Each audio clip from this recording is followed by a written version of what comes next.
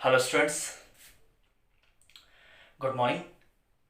और श्री कृष्णा कॉलेज मनोरपुर की online classes में मैं रमाकांत शर्मा आपका स्वागत करता हूं।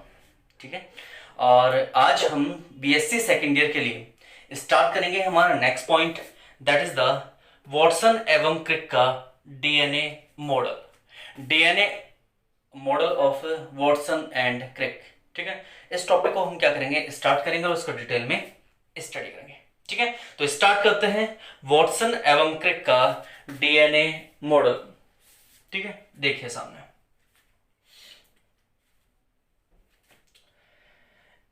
वॉटसन और क्रिक का जो डीएनए मॉडल था वो वास्तव में इनका मॉडल नहीं था, ये किसी पर आधारित था। और किस पर आधारित था?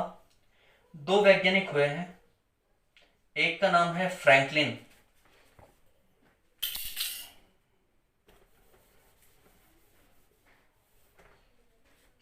एक वैज्ञानिक का नाम है फ्रैंकलिन और एक वैज्ञानिक का नाम है विल्किंस। ये दोनों के दोनों वैज्ञानिक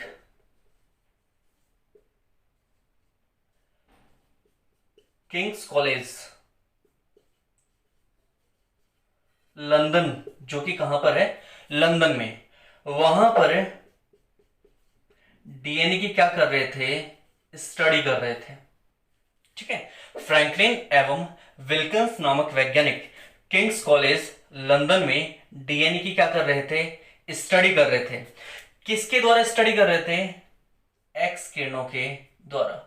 मतलब वो एक्स किरणों की सहायता से डीएनए का क्या प्राप्त करना चाहते थे, चित्र प्राप्त करना चाहते थे, डायग्राम प्राप्त करना चाहते थे, उनके पिक्चर प्राप्त करना चाहते थे। और उन्हें इस कार्य में भी सफलता प्राप्त हुई। किसको? फ्रैंकलिन तथा विल्किंस ने डीएनए की एक्स किरणों के आधार पर क्या प्राप्त की, एक फोटोग्राफ प्राप्त की या फिर एक चित्र प्राप्त किया। ठीक है, वह तरीका जिसके द्वारा इन्होंने फोटोग्राफ प्राप्त की थी उसे कहा जाता है एक्स रे क्रिस्टलोग्राफी।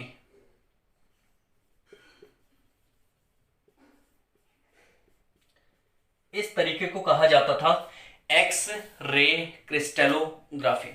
ठीक है, तो यहां पर जो आपकी सीबीएच बुक्स होती हैं कॉलेज के लिए, उन सीबीएच बुक्स के पेज नंबर 19 के ऊपर या 19 के आसपास 18 ऐसे किसी पेज के ऊपर यहां पर जो वैज्ञानिकों के नाम हैं जिन्होंने डीएनए की संरचना की सबसे पहले स्टडी की थी, उसमें फ्रैंकलिन की जगह नाम दिया हुआ है मॉरिस। आप देखेंगे जब सीबीएच की बुक तो आपको फ्रैंकलिन की जगह कौन सा नाम मिलेगा? मॉरिस नाम मिलेगा। देखिए, सीबीएच के अनुसार ये भी सही है कि मॉरिस और जो विल्किंस थे उन्होंने इसकी अध्ययन किया था, लेकिन जो मुख्य सहयोगी था वो फ्रैंकलिन था, इसलिए इस जगह पर मॉरिस को सही नहीं माना जाएगा, ध्यान रखना। तो आपको किसका प्रयोग करना है? फ्रैंकलिन और विल्किंस का। जितनी भी अच्छी ऑथर की बुक्स होती हैं उन सभी में विल्किंस के साथ किसका नाम आता है? फ्रैंकलिन नामक वैज्ञानिक का। तो फ्रैंकलिन और विल्किंस ने किंग्स कॉलेज लंदन में अध्ययन करते हुए डीएनए की संरचना प्राप्त करने का प्रयास किया। यह संरचना उन्होंने एक्स किरणों की सहायता से प्राप्त की और जिस विधि का उन्होंने इस चित्र को या इस संरचना को प्राप्त करने में प्रयोग किया उस विधि का नाम था एक्स रे क्रिस्टलोग्राफी। ठीक है, तो विल्किंस और फ्रैंकलिन नामक वैज्ञानिक ने इस एक्स रे क्रिस्टलोग्राफी के द्वारा डीएनए के क्या प्राप्त किए? कुछ डायग्राम या फिर पिक्चर्स प्राप्त की, चित्र प्राप्त किए। ठीक है, इन चित्रों का अध्ययन किया गया फिर जेम्स वॉटसन एवं फ्रांसिस क्रिक नामक वैज्ञानिक द्वारा सन 1953 में। ठीक है, तो जेम्स वॉटसन एवं फ्रांसिस क्रिक नामक वैज्ञानिक ने सन 1953 में फ्रैंकलिन तथा विल्किंस द्वारा प्राप्त किए डायग्राम का क्या किया? अध्ययन किया। इन्होंने डीएनए का अध्ययन नहीं किया था, इन्होंने क्या किया? सिर्फ इन डायग्राम्स का अध्ययन किया जो किन्होंने प्राप्त किए थे, फ्रैंकलिन तथा विल्किंस ने। और किन्होंने वॉटसन एवं क्रिक ने इन डायग्राम्स के अध्ययन के आधार पर डीएनए की त्रिविमीय संरचना, कौन सी संरचना? डीएनए की त्रिविमीय संरचना का प्रतिपादन किया और इस संरचना को उन्होंने नाम दिया द्विरज्जुकी संरचना या फिर डबल हेलिक्स स्ट्रक्चर। तो डबल जो हेलिक्स स्ट्रक्चर है डीएनए की, वो किसने दी है? वॉटसन और क्रिक ने। और इसी द्विरज्जुकी संरचना पर हमारा डीएनए का क्या आधारित है? मॉडल आधारित है। तो डीएनए की संरचना का सर्वप्रथम मॉडल किसने प्रस्तुत किया था? वॉटसन एवं क्रिक ने। किसकी सहायता से? फ्रैंकलिन तथा विल्किंस की सहायता से। इसके लिए सन 1962 में वॉटसन एवं क्रिक को नोबेल पुरस्कार भी दिया गया। किसको दिया? वॉटसन एवं क्रिक को। कुछ बुक्स के अनुसार उस समय विल्किंस को भी नोबेल पुरस्कार दिया गया था, लेकिन जैसे कि बुक्स में नॉर्मल जो बुक्स होते हैं उन सब में लिखा हुआ है कि सन 1962 में वॉटसन तथा क्रिक को डीएनए की 3D संरचना यानी कि द्विरज्जुकी संरचना का वर्णन करने हेतु या डीएनए मॉडल प्रस्तुत करने हेतु नोबेल पुरस्कार से नवाजा गया। तो इस प्रकार वॉटसन एवं क्रिक ने क्या दिया? DNA model. वास्तव में इस मॉडल का श्रेय किसे दिया जाना चाहिए? फ्रैंकलिन तथा विल्किंस को, लेकिन उन्होंने सिर्फ उसके चित्र प्राप्त किए थे। वास्तविक मॉडल किसने दिया है? वॉटसन एवं क्रिक ने। इसलिए डीएनए मॉडल देने का श्रेय किसे दिया जाता है? वॉटसन एवं क्रिक को। ठीक है, कोई कंफ्यूजन यहां तक? चलिए, कोई कंफ्यूजन नहीं है। बस एक छोटा सा बता देता हूं आप लोगों को, कुछ किताबों में 1962 की जगह 1963 भी लिखा हुआ है, जैसे अपनी ही सीबीएस बुक के अंदर 1963 लिखा हुआ है। ठीक है, तो इसकी डेट में ज्यादा कंफ्यूजन है नहीं, या तो 62 है या फिर 63 है। ऑप्शन में या तो 63 आएगा या 62 ही आएगा। अगर आपको लिखना है तो आप सीबीएस के अनुसार 1963 लिख सकते हैं, कोई समस्या नहीं है इसके अंदर। ठीक है, चलिए आगे स्टार्ट करते हैं। तो हमने यहां पर यह देखा कि फ्रैंकलिन और विल्किंस ने डीएनए की संरचना का अध्ययन किया एक्सरे के आधार पर, और विधि का नाम दिया एक्सरे क्रिस्टलोग्राफी। इसके आधार पर उन्होंने डीएनए के डायग्राम प्राप्त किए। किसने? फ्रैंकलिन तथा विल्किंस ने। किसके डायग्राम प्राप्त किए थे? डीएनए के। किसके आधार पर? एक्स किरणों के आधार पर। और तकनीकी को क्या नाम दिया? X ray crystallography. इस तकनीकी के आधार पर उन्होंने डायग्राम प्राप्त किए। उन डायग्रामों का अध्ययन वॉटसन एवं क्रिक के द्वारा किया गया। तो वॉटसन और क्रिक ने इन डायग्रामों का क्या किया? अध्ययन किया, और अध्ययन करने के बाद उन्होंने इसकी कौन सी संरचना प्रस्तुत की? 3D संरचना या फिर द्विरज्जुकी संरचना। इसी संरचना को किसके रूप में प्रदर्शित किया जाता है? डीएनए मॉडल के रूप में। ठीक है, तो ये था डीएनए मॉडल। अब इस डीएनए मॉडल में वॉटसन और क्रिक ने क्या क्या बातें बताई? पहली बात कि यह जो डीएनए मॉडल होगा वो कैसा होगा? डबल हेलिकल होगा। डबल हेलिकल मतलब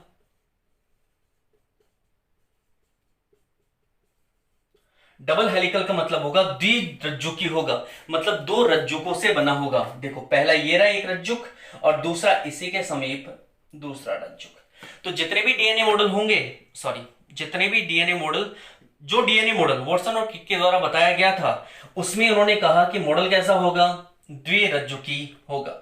दूसरी बात, इन्होंने बताया कि ये जो रज्जुक होंगे कैसे होंगे? एंटी पैरेलल होंगे। एंटी पैरेलल मतलब प्रतिविन्यासित या प्रति समांतर होंगे। अब इसका मतलब क्या बताया इन्होंने? इसका मतलब बताया कि जैसे हमारे पास दो डीएनए के स्ट्रैंड है, पहला ये हो गया और आपके पास दूसरा डीएनए का स्ट्रैंड ये हो गया द्विरज्जुकी। तो ये प्रति समांतर कैसे है कि अगर कोई एक स्ट्रैंड 3' से प्रारंभ हो रहा है तो दूसरा स्ट्रैंड प्रारंभ होगा 5' से। ठीक है, ये वाला स्ट्रैंड प्रारंभ हो रहा है 5' से और ये वाला स्ट्रैंड किससे प्रारंभ हो रहा है? 3' से। तो इसी स्ट्रैंड का जो दूसरा सिरा होगा वो कहलाएगा 3' और इस स्ट्रैंड का दूसरा सिरा कहलाएगा 5'। यानी कि एक दूसरे की क्या है? ये अपोजिट है। एक 5 है तो दूसरा 3 है, एक 3 है तो दूसरा कैसा है? 5 है। मतलब ये क्या है? प्रति समांतर है। प्रति समांतर का इन्होंने उदाहरण किस आधार पर लिया है? 3' और 5' के आधार पर, या 3 प्राइम और 5 प्राइम के आधार पर।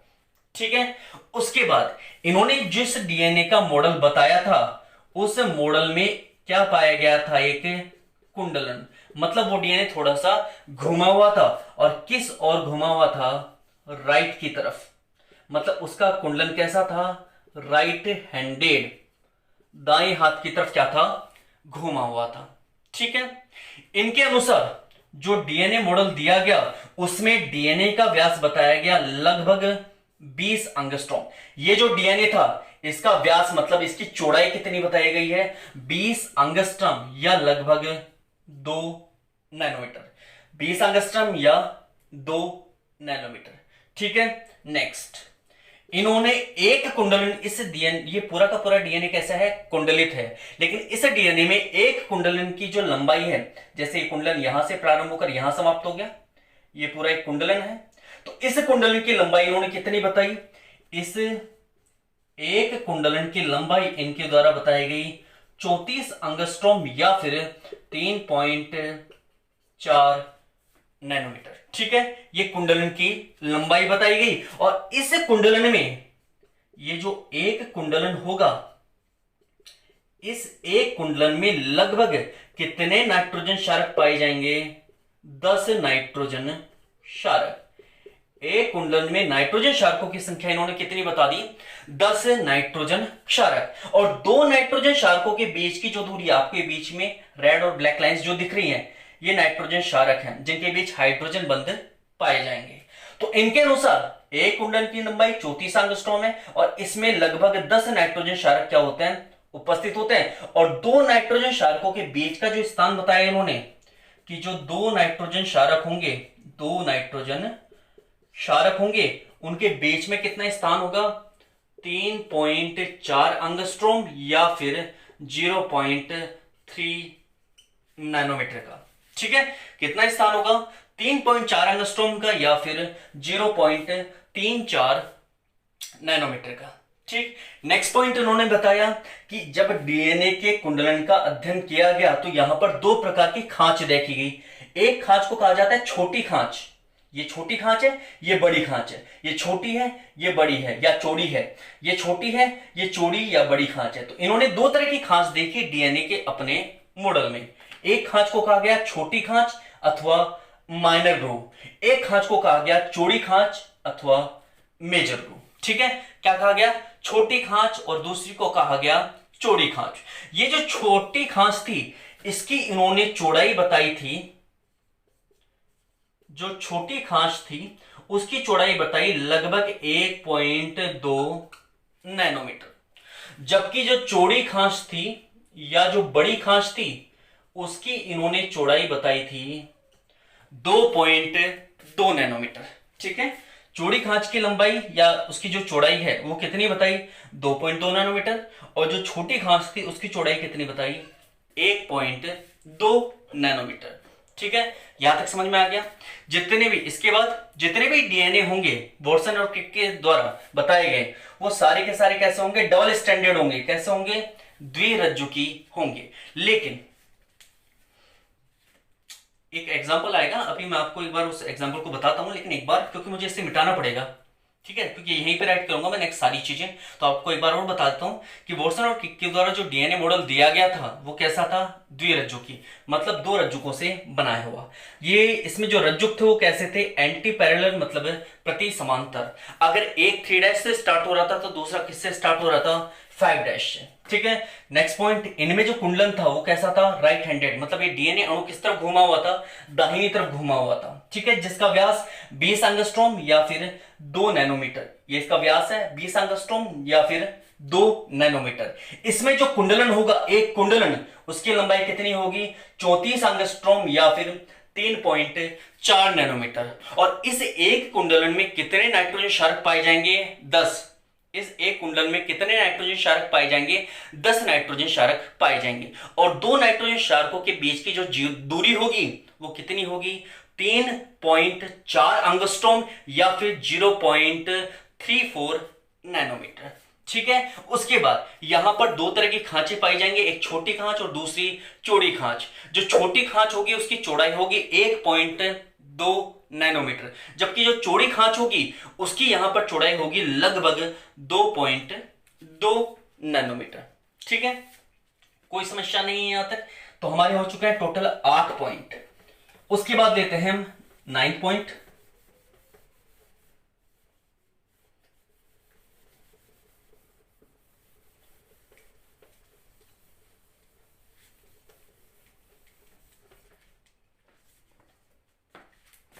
नेक्स्ट है इसका 9 पॉइंट। जितने भी संरचनाएं बताई गई हैं डीएनए की वॉटसन और क्रिक के द्वारा, उनमें जो डीएनए मॉडल दिया गया है उस डीएनए मॉडल के अनुसार यह डीएनए कैसा होगा, द्विरज्जुकी होगा। ये मैं पहले बता चुका हूं कैसा होगा, डबल स्टैंडर्ड होगा, द्विरज्जुकी होगा। लेकिन इसका क्या है, एक अपवाद है। क्या है इसका अपवाद? अपवाद क्या है इसका, 5 × 174। ये एक प्रकार का क्या है, वायरस। इसमें भी डीएनए पाया जाता है, और जब भी किसी जीव में डीएनए होता है तो वह डीएनए हमेशा कैसा होता है, द्विरज्जुकी होता है। लेकिन 5 × 174 वायरस में ये एक प्रकार का क्या है, बैक्टीरियोफेज है। ठीक है, एक प्रकार का क्या है, बैक्टीरियोफेज या फिर वायरस। इस वायरस में जो डीएनए होगा वो कैसा होगा, एकल रज्जुकी। ठीक है, तो सामान्यतः डीएनए क्या होते हैं, द्विरज्जुकी होते हैं। लेकिन अपवाद क्या आ गया, 5 × 174। ये क्या है, एक प्रकार का वायरस या फिर बैक्टीरियोफेज। क्या करेगा, बैक्टीरिया को नष्ट करने का काम करेगा। और इसके अंदर जो डीएनए पाया जाएगा वो कैसा होगा, एकल रज्जुकी होगा। ठीक है, ये हो गया हमारा नेक्स्ट पॉइंट। नेक्स्ट पॉइंट 10वां लेते हैं कि डीएनए मॉडल जो दिया गया था उसमें डीएनए की संरचनात्मक इकाई बताई गई, और डीएनए की संरचनात्मक इकाई को इस मॉडल के अनुसार क्या कहा गया, सिस्ट्रॉन कहा गया था। ठीक है, डीएनए में कुछ इकाइयां पाई जाती है, सिस्ट्रॉन, म्यूटोन, ड्रैकोन, कॉम्प्लोन, ये कुछ प्रकार की क्या है, इकाइयां हैं। इनमें से सिस्ट्रॉन को डीएनए की क्या कहा गया था, संरचनात्मक इकाई। कौन सी इकाई कहा गया, डीएनए की संरचनात्मक इकाई। मतलब डीएनए किससे बना हुआ है, सिस्ट्रॉन से बना हुआ है। ठीक है, उसके बाद इस डीएनए मॉडल में चारगाफ नियम भी लागू होता है। जो वॉटसन और क्रिक ने डीएनए मॉडल दिया है उसमें कौन सा नियम लागू होता है, चारगाफ नियम। अब चारगाफ नियम क्या है, चारगाफ नियम यह है कि जितनी परसेंटेज में, नाइट्रोजन क्षारकों की बात करता है चारगाफ नियम, कि जितनी परसेंटेज में एडिनिन पाया जाएगा, जितनी परसेंटेज में एडिनिन पाया जाएगा उतनी ही परसेंटेज में कौन पाया जाएगा, थाइमिन पाया जाएगा। ठीक है, इन दोनों की परसेंटेज क्या होगी, बराबर होगी। मतलब एडिनिन और थाइमिन एक दूसरे के क्या होंगे, बराबर होंगे। दूसरी बात ये करता है कि जितनी परसेंटेज में ग्वानिन पाया जाएगा, जितनी प्रतिशत मात्रा में ग्वानिन उपस्थित होगा उतनी ही प्रतिशत मात्रा में कौन पाया जाएगा, साइटोसिन पाया जाएगा। मतलब ग्वानिन और साइटोसिन क्या होंगे, बराबर मात्रा में होंगे। इसी नियम को क्या कहते हैं, चारगाफ नियम। यहां पर एडेनिन एवं थाइमिन के बीच में द्विबंध उपस्थित होते हैं, जबकि ग्वानिन तथा साइटोसिन के बीच में त्रिबंध उपस्थित होते हैं। इसका मतलब ग्वानिन एवं साइटोसिन के बीच पाए जाने वाले बंध स्ट्रॉन्ग होते हैं एज कंपेयर टू एडेनिन एवं थाइमिन के बीच पाए जाने वाले बंधों से। मतलब ये बंध ज्यादा स्ट्रॉन्ग है किसकी तुलना में, एडेनिन और थाइमिन के बीच पाए जाने वाले बंधों की तुलना में। ठीक है, नेक्स्ट पॉइंट, यहां पर जो डीएनए का मॉडल दिया गया था उसमें ये बीच में जो आपको लाइंस दिख रही हैं, ये लाइन किसको व्यक्त करती हैं, नाइट्रोजन क्षारकों को। किसको व्यक्त करेगी, ये वाली लाइंस रेड और ये वाली ब्लैक किसको व्यक्त करेंगी, नाइट्रोजन क्षारकों को। जो क्या करेंगे, ये नाइट्रोजन क्षारक आनुवांशिक सूचनाओं का क्या करेंगे, संचरण करेंगे। आनुवांशिक सूचनाओं का क्या करेंगे, ये संचरण करेंगे। जबकि ये जो आपको लाइनिंग दिख रही है बाहर वाली, ये जो लाइनिंग है ये किस किस से बनी है, ये बनी हुई है फास्फेट समूह से प्लस पंच शर्करा से। और इन दोनों से बनी हुई इस लाइन को डीएनए के क्या कहा जाता है, बैकबोन कहा जाता है। क्या कहते हैं इसे, डीएनए के रीढ़ की हड्डी कहते हैं। समझ में आ गई ये बात। तो ये था वॉटसन एवं क्रिक के द्वारा दिया गया डीएनए का मॉडल। ठीक है, तो डीएनए का ये जो मॉडल है ये वॉटसन और क्रिक ने क्या किया, प्रपोज किया है, दिया है। ये इसकी उन्होंने संरचना बता दी। व्यास हो गया, एक हेलिकल की लंबाई हो गई 34 एंगस्ट्रॉम या 3.4 नैनोमीटर। उसके बाद दो खांच हो गई, एक छोटी खांच एक चौड़ी खांच। ठीक है, ये जो दो न्यूक्लियोटाइड है उनके बीच की दूरी हो गई 3.4 एंगस्ट्रॉम या 0.34 नैनोमीटर।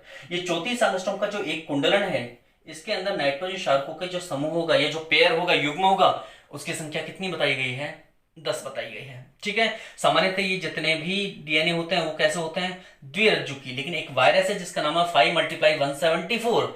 इस वायरस के अंदर डीएनए कैसा होगा, एकल रज्जुकी होगा, सिंगल स्ट्रैंड का बना हुआ होता है। इसी प्रकार जितने भी आरएनए होते हैं वो सारे के सारे एकल रज्जुकी होते हैं, लेकिन एक वायरस है जिसे रियो वायरस या वुंड ट्यूमर वायरस कहा जाता है। एक वायरस है रियो वायरस, एक और वायरस है वाउंड ट्यूमर वायरस। उन दोनों के अंदर जो आरएनए होता है वो कैसा होता है, द्विरज्जुकी होता है। वायरस का नाम क्या है, रियो वायरस, याद रखना, रियो वायरस। इसमें आनुवंशिक पदार्थ क्या पाया जाता है, आरएनए। और जब भी आनुवंशिक पदार्थ आरएनए होता है तो आरएनए हमेशा एकल रज्जुकी होता है, लेकिन इसमें जो आरएनए है वो कैसा है, डीएस, मतलब डबल स्ट्रैंडेड, मतलब द्विरज्जुकी है। ठीक है, तो दोनों अपवाद याद रखना, ये भी अपवाद है आरएनए के लिए, ये अपवाद है डीएनए के लिए। इसका डीएनए कैसा है, एकल रज्जुकी, जबकि डीएनए सामान्यतः कैसा होता है, द्विरज्जुकी। ठीक है, डीएनए की संरचनात्मक इकाई को क्या कहते हैं, सेस्ट्रॉन। उसके बाद ये जो मॉडल है चारगाफ नियम को क्या करता है, फॉलो करता है, या चारगाफ नियम इस पर लागू होता है। जितने एडेनिन होंगे उतने ही थाइमिन, और जितने साइटोसिन होंगे उतने ही गुआनिन होंगे। ठीक है, नाइट्रोजन क्षारक यहाँ पर आनुवंशिक सूचनाओं को संचरित करेंगे, जबकि ये जो बाहर वाली लाइनिंग है ये फास्फेट और शर्करा से बनी हुई होगी, जिसे डीएनए की क्या कहते हैं, रीढ़ की हड्डी। किसी वजह से यदि इनको बाहर निकाल दिया जाएगा तो डीएनए क्या हो जाएगा, कंडेंस्ड हो जाएगा, संकुचित हो जाएगा और अपने लक्षणों को खो देगा। ठीक है, समझ में आ गई यहां तक। चलिए नेक्स्ट हम लेते हैं, ये हो गया वॉटसन और क्रिक का डीएनए मॉडल। ठीक है, किसने दिया डीएनए मॉडल, ये वॉटसन और क्रिक ने, और ये है इस डीएनए मॉडल की संरचना। तो ये जितने भी उसके बाद भी और भी मॉडल आए डीएनए के, ये जो डीएनए मॉडल था जो वॉटसन और क्रिक ने दिया था, ये डीएनए का बी प्रकार का मॉडल था। किस प्रकार का मॉडल था, बी प्रकार का। सामान्यतः जो डीएनए के मॉडल होते हैं वो 5 प्रकार के होते हैं, ए डीएनए, बी डीएनए, सी डीएनए, डी डीएनए और जेड डीएनए। यहां पर कितने प्रकार के प्रारूप आ गए डीएनए के, 5 प्रकार के प्रारूप। ठीक है, इन 5 प्रकार के प्रारूपों में सबसे पहले देखते हैं कुंडलन इनका। कुंडलन मतलब किस तरफ घूमे हुए होते हैं, तो ए डीएनए किस तरफ घूमा होगा, राइट हैंड में। बी डीएनए भी राइट हैंडेड होगा, मतलब दाहिनी तरफ घूमा होगा। वॉटसन और क्रिक ने इसी बी डीएनए का अध्ययन किया था, और हम जितने भी डायग्राम बनाते हैं ना वो हमेशा किसके बनाते हैं, बी डीएनए के। एक बार इंटरनल एक्सटर्नल ने प्रैक्टिकल में वाइवा में क्वेश्चन पूछा था कि हम जो डायग्राम बना रहे हैं डीएनए का वो कौन सा डीएनए है, तो जितने भी डायग्राम हम बनाते हैं डीएनए का वो कौन सा होता है, बी डीएनए होता है। ठीक है, सी डीएनए जो होगा उसका कुंडलन भी कैसा होगा, राइट हैंडेड होगा, मतलब किस तरफ होगा, दाहिनी तरफ। डी डीएनए का भी कैसा होगा, राइट हैंडेड होगा, लेकिन जेड डीएनए का जो कुंडलन होगा वो कैसा होगा, लेफ्ट की तरफ होगा, मतलब कुंडलन कैसा होगा, बाईं तरफ होगा। ठीक है, इनके जो कुंडलन होता है वो सामान्य दिखाई देते हैं। सामान्य मतलब जैसे आपको ये दिख रहा है ना, बिल्कुल सामान्य सा, इसके भी सामान्य, इसके भी सामान्य, इसके भी सामान्य। लेकिन अगर ये जेड डीएनए होता तो इसके कुंडलन कुछ इस प्रकार की दिखाई देते, मतलब कैसे दिखाई देते, जिगजैग प्रकार के। ठीक है, उसके बाद इनके एक कुंडलन के अंदर नाइट्रोजन क्षारकों की जो संख्या है वो ए में 11 है, बी में 10 है, सी में 9.33 है, डी में 8 है और जेड में कितनी है, 12 है। ठीक है, अगर इनके डीएनए का व्यास देखा जाए तो ए डीएनए का जो व्यास है वो लगभग कितना है, 23 एंगस्ट्रॉम। बी डीएनए का व्यास जो है वो लिखा हुआ तो 19 होता है, लेकिन हम जानते हैं कि कितना है, 20 एंगस्ट्रॉम। सी डीएनए का व्यास 19 एंगस्ट्रॉम, डी डीएनए का व्यास भी 19 एंगस्ट्रॉम, जबकि जेड डीएनए का जो व्यास है वो कितना है, 18 एंगस्ट्रॉम। ठीक है, तो ये क्या है डीएनए के प्रारूप। तो डीएनए के कुल कितने प्रारूप बताए गए हैं, 5 प्रारूप, ए डीएनए, बी डीएनए, सी डीएनए, डी डीएनए और जेड डीएनए। ए डीएनए की कुंडलन कैसा होगा, दाहिनी तरफ, दाहिनी तरफ, दाहिनी तरफ, दाहिनी तरफ, लेकिन जेड का कैसा होगा कुंडलन, बाईं तरफ। ए डीएनए का कुंडलन सामान्य होगा, बी का भी सामान्य, सी का भी सामान्य, डी का भी सामान्य, लेकिन जेड का कुंडलन कैसा होगा, जिगजैग। देखो ये अंतर है दोनों में, ये सामान्य कुंडलन है, ये जिगजैग कुंडलन है। ठीक है, ए डीएनए में एक हेलिकल के अंदर नाइट्रोजन क्षारकों की संख्या कितनी है, एक हेलिकल मतलब एक कुंडलन में नाइट्रोजन क्षारकों की संख्या कितनी है, 11, बी में 10, सी में 9.33, डी में 8 और जेड में कितनी है, 12। ठीक है, ज्यादा तो अंतर वो जो करवाता है वो बी डीएनए और जेड डीएनए में ही करवाता है। ठीक है, इनका जो व्यास है डीएनए का वो है 23 एंगस्ट्रॉम, बी डीएनए का 20 एंगस्ट्रॉम, सी डीएनए का 19 एंगस्ट्रॉम, डी डीएनए का 19 एंगस्ट्रॉम और जेड डीएनए का 18 एंगस्ट्रॉम, 18 एंगस्ट्रॉम। ठीक है, तो यहां पर हमारा डीएनए हो गया समाप्त। ठीक, मैंने आपको डीएनए की संरचना बता दी है। वैसे डीएनए समाप्त मतलब डीएनए की संरचना मान लीजिए, डीएनए का रासायनिक संगठन मान लीजिए, डीएनए के गुण मान लीजिए, वो समाप्त। अब हम स्टार्ट करेंगे आरएनए को, और आरएनए के तुरंत बाद स्टार्ट करेंगे 3 मुख्य प्रक्रियाएं। प्रतिकृतिकरण मतलब रेप्लिकेशन, ट्रांसक्रिप्शन मतलब अनुलेखन, और ट्रांसलेशन मतलब अनुवादन। ये सबसे इंपॉर्टेंट पॉइंट रहेंगे हमारे। ठीक है, तो आपका डीएनए कंप्लीट हो चुका है। नेक्स्ट जो वीडियो होगा उसमें हम स्टार्ट करेंगे the structure of RNA, RNA की संरचना। ठीक है, एक जो छोटी सी चीज होती है वो एक बता देता हूं आप लोगों को नॉलेज के लिए। वॉटसन और क्रिक ने तो कौन से डीएनए के बारे में बता दिया है? बी डीएनए के बारे में। मतलब जो मॉडल दिया था वो किसका दिया था? बी डीएनए का। एक क्वेश्चन और आता है, क्या आता है? ये जो जेड डीएनए, इस जेड डीएनए के बारे में किसने बताया? तो वैज्ञानिकों के नाम याद रखना, वैज्ञानिकों के नाम है वेंग और रिच। इन 2 वैज्ञानिकों ने किस डीएनए के बारे में बताया था? जेड डीएनए के बारे में। जबकि बी डीएनए का जो मॉडल था या बी डीएनए के बारे में किसके द्वारा बताया गया था? वॉटसन एवं क्रिक के द्वारा। और अंतर भी अगर करवाता है वो तो हमेशा किस में करवाता है? बी डीएनए और जेड डीएनए। ठीक है, चलिए, thank you so much.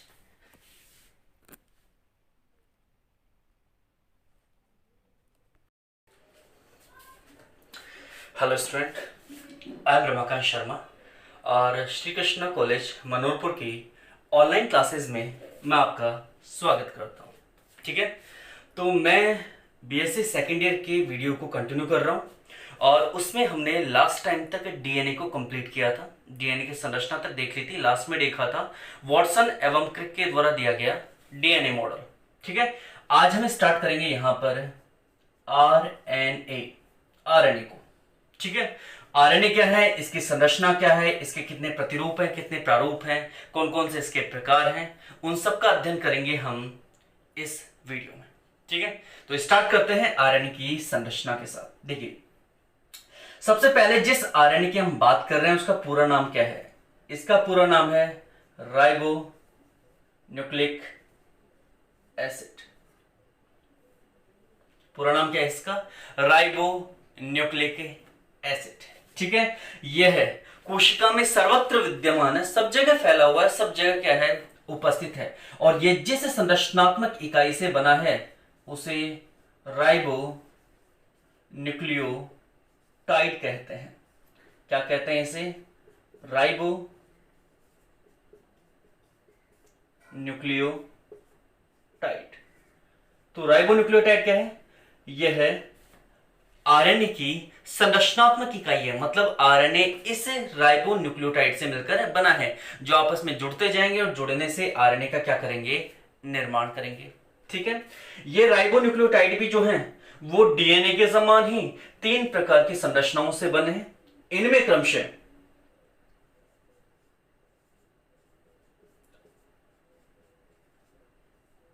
Nitrogen क्षारक, pentose sugar यानी कि पंच शर्करा एवं फॉस्फेट समूह उपस्थित होते हैं। यहां पर जो नाइट्रोजन क्षारक पाए जाते हैं, ये नाइट्रोजन क्षारक 2 प्रकार के होते हैं। पहले होते हैं प्यूरिन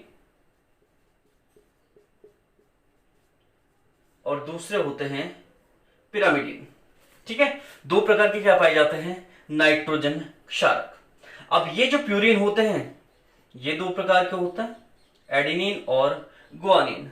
और जो पिरामिडिन होते हैं वो भी 2 प्रकार के होते हैं, साइटोसिन और यूरेसिल। आपको पता होगा जब आपने डीएनए पढ़ा था तो उस डीएनए में इस यूरेसिल के स्थान पर क्या था? थाइमिन था। ठीक है, लेकिन आरएनए में थाइमिन नहीं पाया जाता है, अपितु थाइमिन के स्थान पर क्या पाया जाता है? यूरेसिल।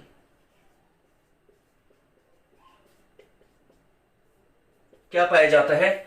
यूरेसिल पाया जाता है। ठीक है, इसके अलावा पंच शर्करा के रूप में यहां पर कौन सी शर्करा पाई जाएगी? राइबो शर्करा पाई जाएगी। डीऑक्सी राइबो शर्करा नहीं होगी। कौन सी शर्करा होगी? राइबोस शर्करा। राइबोस शर्करा की विशेषता क्या है कि जो दूसरा कार्बन होगा उस कार्बन पर नीचे क्या उपस्थित होगा? OH उपस्थित होगा। तो ऐसी शर्करा को हम क्या कहेंगे? राइबोज शर्करा। तो इनमें राइबोस शर्करा पाई जाती है और इसके अलावा क्या पाया जाएगा? फास्फेट समूह। तो इस प्रकार adenine, guanine, cytosine, uracil, ribose शर्करा और फास्फेट आपस में मिलकर किसका निर्माण करेंगे? राइबोन्यूक्लियोटाइड का। और ये सभी राइबोन्यूक्लियोटाइड आपस में अनेक संरचनात्मक इकाइयों द्वारा, जिन्हें 3,5 फास्फोडाइस्टर बॉन्ड, ये सुन रखा है आप लोगों ने पहले, बंध का नाम है 3,5 फास्फोडाइस्टर बॉन्ड। इस बॉन्ड के द्वारा राइबोन्यूक्लियोटाइड आपस में जुड़ते जाएंगे, पॉलीन्यूक्लियोटाइड संरचना का निर्माण होगा और वही पॉलीन्यूक्लियोटाइड संरचना क्या कहलाएगी? फिर वही पॉलीन्यूक्लियोटाइड संरचना आरएनए कहलाएगी। ठीक है, यहां तो कोई कंफ्यूजन? चलिए आगे चलते हैं। अब जिस आरएनए की हम बात कर रहे हैं, इस आरएनए का निर्माण कहां होता है? तो इस आरएनए का निर्माण डीएनए की सहायता से, किसकी सहायता से? डीएनए की सहायता से कहां होता है? केंद्रक में। जो भी आरएनए निर्मित होंगे वो कहां होंगे? केंद्रक में निर्मित होंगे। और किसकी सहायता से निर्मित होंगे? डीएनए की सहायता से। जैसे कि मैंने आपको बताया था फ्रांसिस क्रिक का सेंट्रल डोग्मा सिद्धांत, उसमें मैंने आपको कहा था कि जो आनुवंशिक सूचनाएं होती हैं वो डीएनए से किस में स्थानांतरित होती हैं? आरएनए में। यानी कि डीएनए किसका निर्माण करवाता है? आरएनए का निर्माण करवाता है। किस प्रक्रिया के द्वारा? ट्रांसक्रिप्शन या फिर अनुलेखन। इस प्रक्रिया के द्वारा डीएनए क्या बनाता है? आरएनए बनाता है। कहां बनाता है? केंद्रक में। तो यहां पर हमने देखा कि डीएनए से आरएनए का निर्माण कहां होगा? केंद्रक में होगा। ठीक है, उसके बाद दो वैज्ञानिक आए, एक का नाम है कॉनरेड और एक का नाम है सिंगर। इन दोनों वैज्ञानिकों ने सन 1957 में यह बताया कि आरएनए भी एक प्रकार का क्या है? आनुवंशिक पदार्थ है। मतलब आरएनए भी क्या करता है? पीढ़ी दर पीढ़ी, यानी कि किसी एक जीव से किसी दूसरे जीव में सूचनाओं का क्या करता है? स्थानांतरित करता है। तो आरएनए की आनुवंशिक प्रकृति का विवरण, यानी कि आरएनए भी क्या है? एक आनुवंशिक पदार्थ है। इस प्रकृति का विवरण सबसे पहले किसके द्वारा दिया गया है? कॉनरेड और सिंगर के द्वारा। कब दिया गया है? सन 1957 में। ठीक है, और इसी आधार पर फिर जो कॉनरेड और सिंगर के आधार बताया था उन्होंने आनुवंशिक पदार्थ के रूप में, उसी आधार पर हम आरएनए को दो भागों में भी बांटेंगे, एक आनुवंशिक आरएनए और एक अनआनुवंशिक आरएनए। एक जेनेटिक आरएनए जो सूचनाओं को पीढ़ी दर पीढ़ी क्या करेगा? स्थानांतरित, और एक नॉन जेनेटिक आरएनए, अनआनुवंशिक आरएनए जो सूचनाओं के स्थानांतरण में मुख्य रूप से भाग नहीं लेता, सीधे भाग नहीं लेता, लेकिन सहायता कर सकता है। ठीक है, तो दो प्रकार के आरएनए पढ़ेंगे हम, जो किसके आधार पर बताए गए थे? कॉनरेड और सिंगर के आधार पर। उसके बाद जितने भी जीव होते हैं उन सभी के अंदर आरएनए सदैव कैसे पाए जाते हैं? एकल रज्जु की। आरएनए सदैव कैसे होंगे? एकल रज्जु की होंगे। लेकिन इसका कुछ क्या है? अपवाद है। इसके कुछ अपवाद हैं, जिनमें एक तो सम्मिलित किया गया है रियो वायरस को और एक सम्मिलित किया गया है वाउंड ट्यूमर वायरस को। ठीक है, ये दो ऐसे वायरस हैं जिनमें जो आरएनए होगा वो कैसा होगा? वो आरएनए द्विरज्जु की होगा, मतलब डबल स्ट्रैंडेड होगा। ठीक है, आरएनए जो होते हैं सामान्यतः कैसे होते हैं? एकल रज्जु की होते हैं। लेकिन एक तो है रियो वायरस और एक है वाउंड ट्यूमर वायरस, गांठ निर्मित करने वाला वायरस। तो इन दोनों वायरस के अंदर आरएनए कैसे होगा? द्विरज्जु की होगा। इसी प्रकार मैंने जो लास्ट वीडियो था उसमें बताया था आपको कि जो डीएनए होते हैं वो सामान्यतः कैसे होते हैं? द्विरज्जु की होते हैं। लेकिन एक एग्जाम्पल बताया था, उस एग्जाम्पल के लिए मैंने कहा था कि उसका जो डीएनए है वो कैसा है? एकल रज्जु की। क्या आप बता सकते हो वो एग्जाम्पल क्या है? वो एग्जाम्पल है 5 × 174। ये भी एक प्रकार का क्या है? वायरस है या फिर बैक्टीरियोफेज है, जिसका आनुवंशिक पदार्थ डीएनए होगा एवं इसका डीएनए एकल रज्जु की नहीं होकर, द्विरज्जु की नहीं होकर के कैसा होगा? एकल रज्जु की होगा। ठीक है, तो इसमें तो एकल रज्जु की डीएनए पाया जाता है और इन दोनों में द्विरज्जु के क्या पाए जाते हैं, आरएनए पाए जाते हैं। बात समझ में आ गई यहां तक। तो आरएनए सामान्यतः कैसे होते हैं, एकल रज्जु के, लेकिन वन ट्यूमर वायरस और रियो वायरस इनमें आरएनए कैसे होंगे, द्विरज्जु के। ठीक है, तो ये था आरएनए का एक छोटा सा इंट्रोडक्शन। ठीक, आरएनए जो है, दोबारा एक बार ब्रीफ में बता देता हूं, आरएनए जो है उसका पूरा नाम है राइबोन्यूक्लिक एसिड।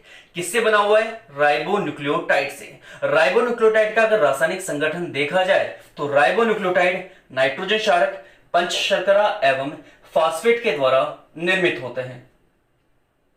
इनमें पाए जाने वाले नाइट्रोजन क्षारक प्यूरिन तथा पिरामिडिन के रूप में पाए जाते हैं, जबकि पंच शर्करा राइबो शर्करा के रूप में पाई जाती है।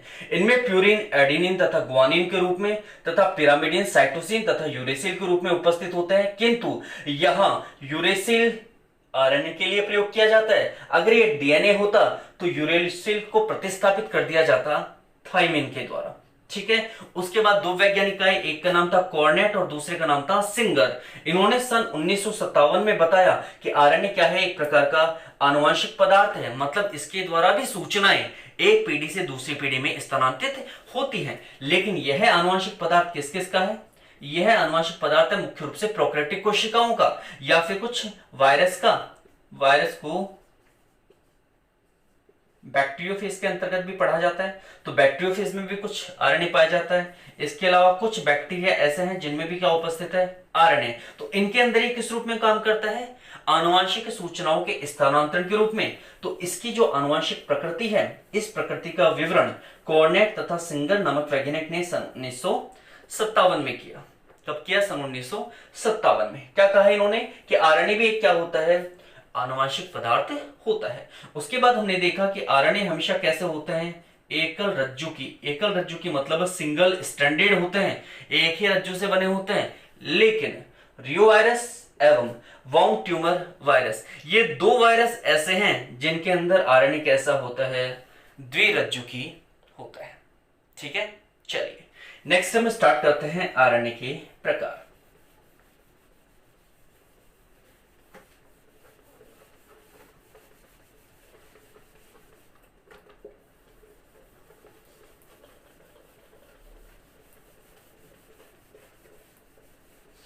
तो सन 1957 में जब कॉर्नेट तथा सिंगर नामक वैज्ञानिक ने बताया कि आरएनए जो होता है वो सूचनाओं का क्या करता है, स्थानांतरण करता है, मतलब आनुवंशिक पदार्थ की प्रकृति का होता है, तो कुछ वैज्ञानिकों ने ये कहा कि नहीं, ये अनानुवंशिक प्रकृति का भी होता है। ठीक है, तो इस आधार पर इसके दो समूह बना दिए गए।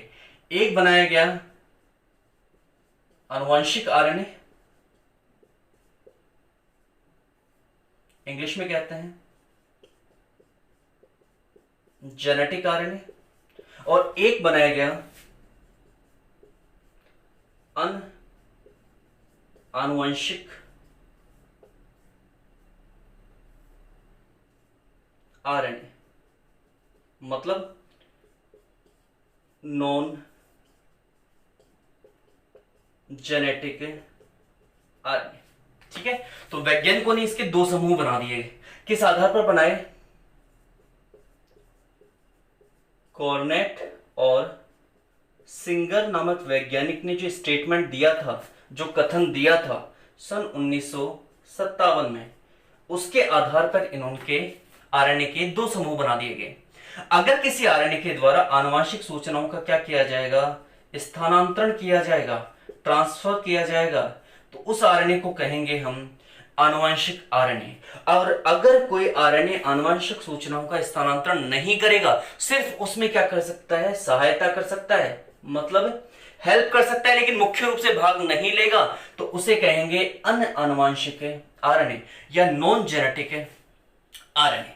सामान्यतः आनुवंशिक पदार्थ के रूप में आरएनए तभी पाया जाएगा जब उनके अंदर डीएनए एब्सेंट होगा, मतलब अनुपस्थित होगा।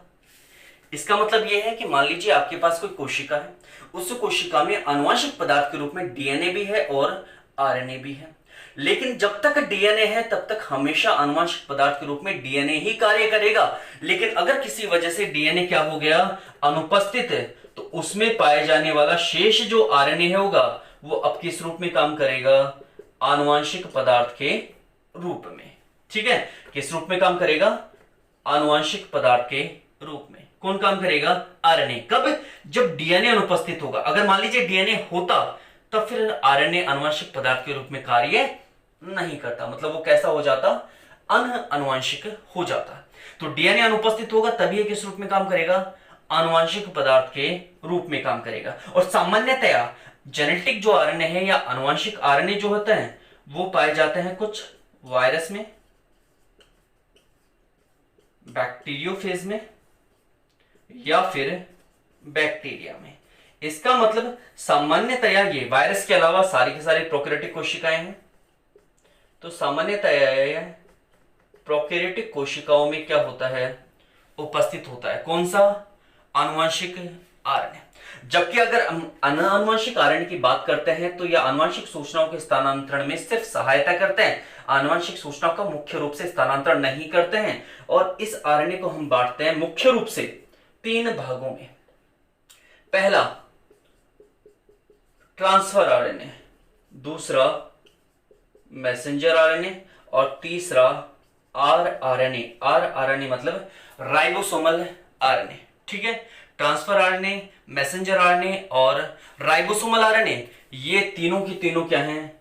अनआनुवांशिक आरएनए, नॉन जेनेटिक आरएनए। सहायता करेंगे सूचनाओं के स्थानांतरण में, लेकिन डायरेक्ट या प्रत्यक्ष रूप से सूचना के लिए उत्तरदायी नहीं होंगे।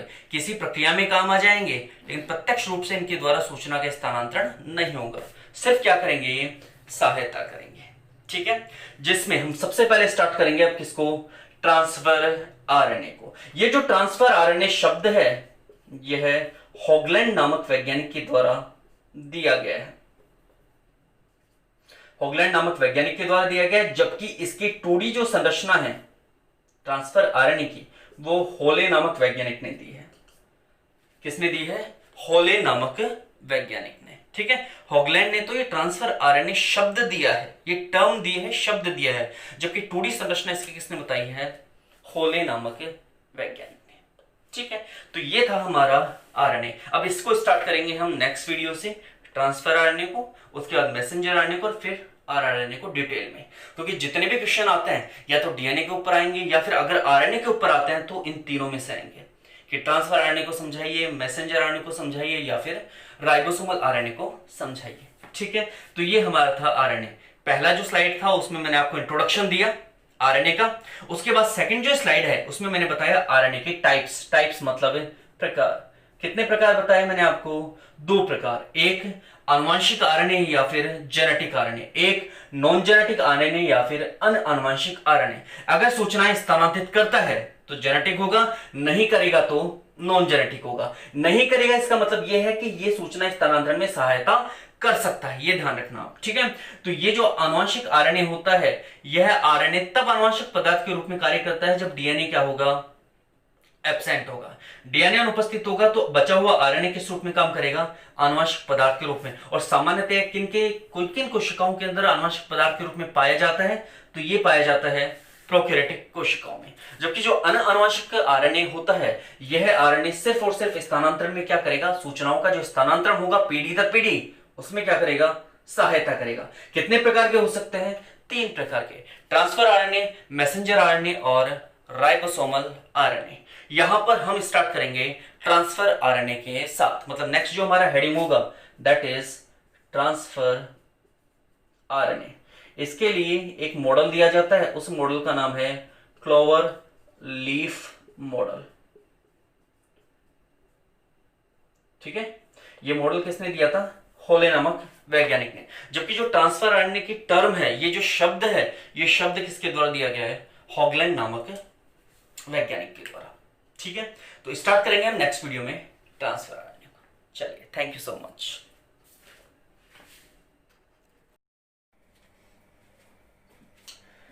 हेलो स्टूडेंट, मैं रमाकांत शर्मा श्री कृष्णा कॉलेज मनोहरपुर की ऑनलाइन क्लासेस में आपका स्वागत करता हूं।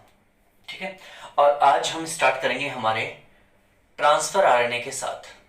ठीक है, जो लास्ट हमारा वीडियो था उस वीडियो में हमने आरएनए के बारे में देखा था। वहां पर हमने मुख्य रूप से 3 आरएनए की स्टडी की थी। एक था 1 प्राइमर आरएनए, दूसरा 2 प्राइमर आरएनए और तीसरा 3 primer RNA. 1 primer RNA, 2 primer RNA और 3 प्राइमर आरएनए। था हमारा ट्रांसफर आरएनए, एक था मैसेंजर आरएनए और एक था आरआरएनए मतलब राइबोसोमल आरएनए। तो वहां हमने 3 प्रकार के क्या देख लिए, आरएनए। यहां इस वीडियो में हम स्टार्ट करेंगे हमारे ट्रांसफर आरएनए के साथ, ठीक है, कि ट्रांसफर आरएनए क्या होता है। तो स्टार्ट करते हैं ट्रांसफर आरएनए को। ये जो ट्रांसफर आरएनए शब्द है, ये जो टर्म है, शब्द मान लीजिए या फिर टर्म मान लीजिए, ये जो ट्रांसफर आरएनए टर्म या शब्द है, ये हॉगलैंड नामक वैज्ञानिक के द्वारा दिया गया। किनके द्वारा दिया गया? हॉगलैंड नामक वैज्ञानिक के द्वारा दिया गया। कौन सा शब्द दिया गया? ट्रांसफर आरएनए शब्द। जबकि इस ट्रांसफर आरएनए की जो 2D संरचना है, वो 2D संरचना होले नामक वैज्ञानिक द्वारा बताई गई थी। जबकि ट्रांसफर आरएनए की 3D संरचना का सबसे पहले अध्ययन किस वैज्ञानिक ने किया है? किम नामक वैज्ञानिक ने। ठीक है, तो ट्रांसफर आरएनए से संबंधित यहां पर हमें 3 वैज्ञानिक मिलेंगे। एक मिलेगा हॉगलैंड, जिन्होंने ये जो टर्म है ट्रांसफर आरएनए जो शब्द है, ये शब्द दिया है। ठीक है, दूसरा मिलेगा आपको होले, इसने सबसे पहले यह बताया है कि ये जो ट्रांसफर आरएनए है, यह न्यूक्लियोटाइड यानी कि राइबोन्यूक्लियोटाइड से मिलकर बनी हुई संरचना है। और इसके अलावा 2D संरचना के ट्रांसफर आरएनए की जो 2D संरचना है, उस संरचना के बारे में भी किसने बताया? होले ने। उसके बाद इस ट्रांसफर आरएनए की जो 3D संरचना है, उस 3D संरचना के बारे में सबसे पहले किसने बताया है? किम नामक वैज्ञानिक ने। तो 3 वैज्ञानिक आएंगे जिनके बारे में हम क्या करेंगे? अध्ययन करेंगे। ठीक है, उसके बाद बात करते हैं इसके कुछ लक्षणों की। जैसे कुल कोशिका में जितना भी आरएनए पाया जाता है, उसका 10 से 15% जो भाग होगा, वह भाग किससे बना हुआ होगा? इस ट्रांसफर आरएनए से। कितना प्रतिशत भाग बना हुआ होगा? 10 से 15% भाग। ठीक है, अगर इस ट्रांसफर आरएनए के अणुभार की बात की जाए, तो इस ट्रांसफर आरएनए का अणुभार होता है लगभग 25,000 डाल्टन। कितना होता है? 25,000 डाल्टन, जिसमें 74 से 95 तक न्यूक्लियोटाइड पाए जाते हैं। और ये न्यूक्लियोटाइड आपस में 3,5 फास्फोडाइएस्टर बंध द्वारा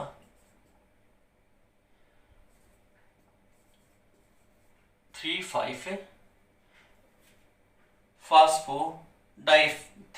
बाइफास्फोडाइएस्टर बंध द्वारा बंधित होकर किस संरचना का निर्माण करते हैं? आरएनए संरचना का क्या करते हैं? निर्माण करते हैं। ठीक है, तो ये था ट्रांसफर आरएनए। और ये ट्रांसफर आरएनए करता क्या है? इस ट्रांसफर आरएनए के द्वारा प्रोटीन संश्लेषण के समय, प्रोटीन सिंथेसिस जो होगा, ये जो प्रोटीन संश्लेषण होगा, उस प्रोटीन संश्लेषण या प्रोटीन सिंथेसिस के समय यह ट्रांसफर आरएनए सक्रिय अमीनो अम्ल को मैसेंजर आरएनए पर क्या करता है? स्थानांतरित करता है, जिसके फलस्वरूप अमीनो अम्ल की एक लंबी श्रृंखला प्राप्त होती है। और यही श्रृंखला आगे चलकर किसका निर्माण करती है? प्रोटीन का। तो ये इसका क्या है? कार्य है। ठीक है, इसके अलावा बाकी सब कुछ आपको पता है। जैसे कि ये जो ट्रांसफर आरएनए है, ये किससे मिलकर बना होगा? राइबो न्यूक्लियोटाइड से। राइबो न्यूक्लियोटाइड किससे बने होंगे? फास्फेट समूह प्लस न्यूक्लियोसाइड से। ये न्यूक्लियोसाइड किससे बने होंगे? ये बने होंगे नाइट्रोजन क्षारक, नाइट्रोजन बेस और पेंटोज शुगर, पंच शर्करा से। यहां जो नाइट्रोजन क्षारक होंगे वो 2 प्रकार के होंगे, प्यूरिन और पिरिमिडिन। यहां पर जो प्यूरिन पाए जाएंगे उसमें एडेनिन और गुआनिन होंगे, और पिरिमिडिन जो होगा उसमें साइटोसिन और यूरेसिल होगा, थाइमिन नहीं पाया जाएगा। और पंच शर्करा जो होगी उसके रूप में डीऑक्सीराइबोज नहीं होगी, बल्कि कौन सी होगी? राइबोज शर्करा होगी। ठीक है, तो ये इसका एक छोटा सा वो था इंट्रोडक्शन जो मैं आपको पहले भी बता चुका हूं। लेकिन आज की जो काम की चीज थी वो ये थी कि ट्रांसफर आरएनए जो था उसका अध्ययन कर रहे हैं। तो ट्रांसफर आरएनए जो शब्द है वो हॉगलैंड ने दिया सन 1957 में। इसकी 2D संरचना या ये कि ये किससे मिलकर बना है, कैसे न्यूक्लियोटाइड से मिलकर बना है, वो बता दिया हॉले ने। इसकी जो 3D संरचना थी वो दी गई है किम नामक वैज्ञानिक के द्वारा। कुल कोशिका में जितना भी आरएनए पाया जाता है उस आरएनए का 10 से 15% भाग किससे बना हुआ होता है, ट्रांसफर आरएनए से। और उस आरएनए का अणुभार कितना होगा, 25,000 डाल्टन, जिसमें लगभग 74 से लेकर के 95 तक क्या पाए जाएंगे, न्यूक्लियोटाइड। ये न्यूक्लियोटाइड कैसे बने होते हैं ये आपने भी देखा। और ये न्यूक्लियोटाइड आपस में 3,5 बाइफास्फो डाइएस्टर बंध द्वारा क्या होंगे, जुड़े हुए होंगे। ठीक है, अब उसके बाद ये जो ट्रांसफर आरएनए ये क्या करता है, ये ट्रांसफर आरएनए प्रोटीन संश्लेषण के समय सक्रिय अमीनो अम्लों को मैसेंजर आरएनए के समान या मैसेंजर आरएनए के पास स्थानांतरित करता है, जिसके फलस्वरूप किसका निर्माण होता है, प्रोटीन का निर्माण होता है। ठीक है, तो ये था छोटा सा इंट्रोडक्शन किसका, ट्रांसफर आरएनए का। अब हम अध्ययन करेंगे उस संरचना के बारे में जो होले नामक वैज्ञानिक ने दी है। ठीक है, तो होले नामक वैज्ञानिक इस ट्रांसफर आरएनए के लिए एक संरचना देते हैं। इस संरचना को क्या कहते हैं, 2D संरचना, 2 डायमेंशनल स्ट्रक्चर। इसके अलावा भी जैसे किम नामक जो वैज्ञानिक थे उन्होंने भी इसकी एक संरचना बताई थी, एल आकार की संरचनाएं। इसके अलावा किम नामक वैज्ञानिक ने यीस्ट कोशिका के लिए इसकी 3D संरचना भी दी है। तो बहुत सी ऐसी संरचनाएं जो वैज्ञानिकों के द्वारा दी गई है, लेकिन सबसे मान्य जो संरचना है वो संरचना किसकी है, होले नामक वैज्ञानिक की। तो होले नामक वैज्ञानिक कौन सी संरचना दे रहे हैं, 2D संरचना। और ये संरचना जिस पर आधारित है उसके आधार पर इसका एक नाम भी दिया गया है और इसे नाम दिया गया है क्लोवर लीफ मॉडल। क्या नाम दिया गया इसे, क्लोवर लीफ मॉडल। ठीक है, तो होले ने ट्रांसफर आरएनए की संरचना को व्यक्त करने के लिए एक मॉडल दिया है। इस मॉडल को कहा जाता है क्लोवर लीफ मॉडल। ठीक, अब ये मॉडल क्या है और इस मॉडल के अनुसार ट्रांसफर आरएनए की संरचना कैसी होती है वो देखिए इस मॉडल में सबसे ऊपर की तरफ एडेनिन, साइटोसिन एवं साइटोसिन युक्त जो भाग पाया जाएगा उसे कहेंगे 3' भाग। ये जो ट्रांसफर आरएनए जिसकी संरचना हम पढ़ रहे हैं ये कैसा होता है, हमेशा एकल रज्जु की। अब एकल रज्जु की है, इसका मतलब क्या होगा, एक डैश अगर एक साइड 3' होगा तो दूसरा साइड कैसा होगा, 5'। तो 3' आ गया, जिस पर न्यूक्लियोटाइड्स के अनुसार नाइट्रोजन शार्कों का क्रम क्या है, साइटोसिन, साइटोसिन और एडेनिन। ठीक है, उसके बाद इसके पार्श्व भाग में एक लूप पाई जाती है।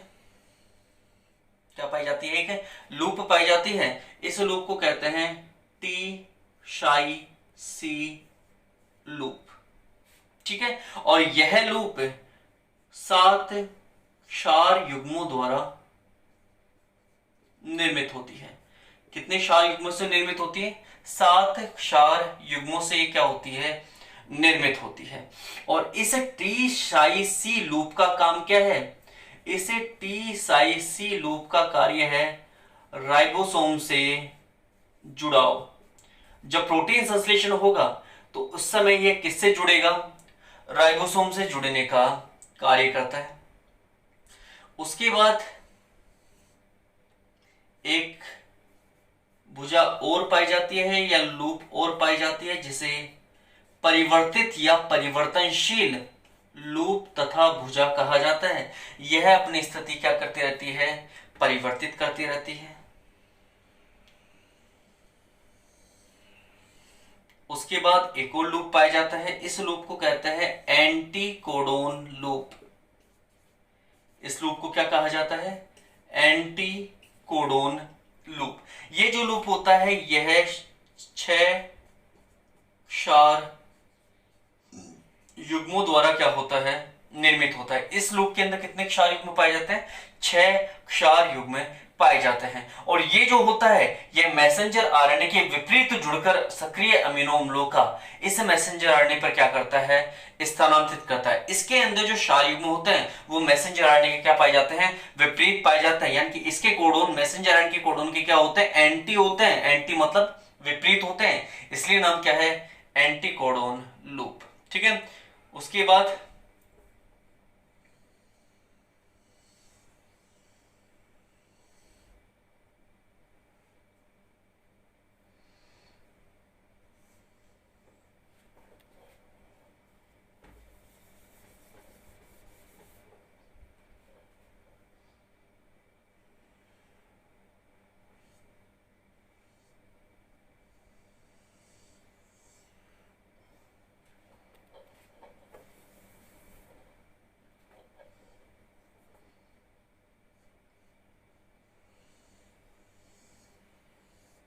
एक और लूप होगा, इस लूप को कहा जाएगा DHU लूप। क्या कहा जाएगा, DHU लूप।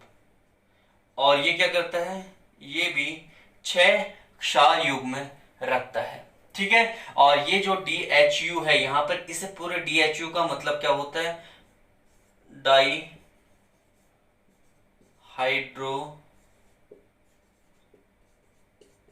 यूरिडीन। क्या है इसका मतलब, डाईहाइड्रो यूरिडीन। ठीक है, उसके बाद ये श्रृंखला यहां जाकर समाप्त हो जाती है, जिसके अंत में गुआनिन उपस्थित होता है और इस अंतिम सिरे को कहा जाता है 5'। ठीक है, तो ये थी ट्रांसफर आरएनए की संरचना। यह संरचना एक क्लोवर पत्ती के जैसे दिखाई दे रहा है, इसलिए इसे कहते हैं क्लोवर लीफ मॉडल, जो 3' से प्रारंभ होकर 5' पर क्या हो रहा है, समान। मतलब एक ऐसी संरचना है, एकल रज्जु की संरचना।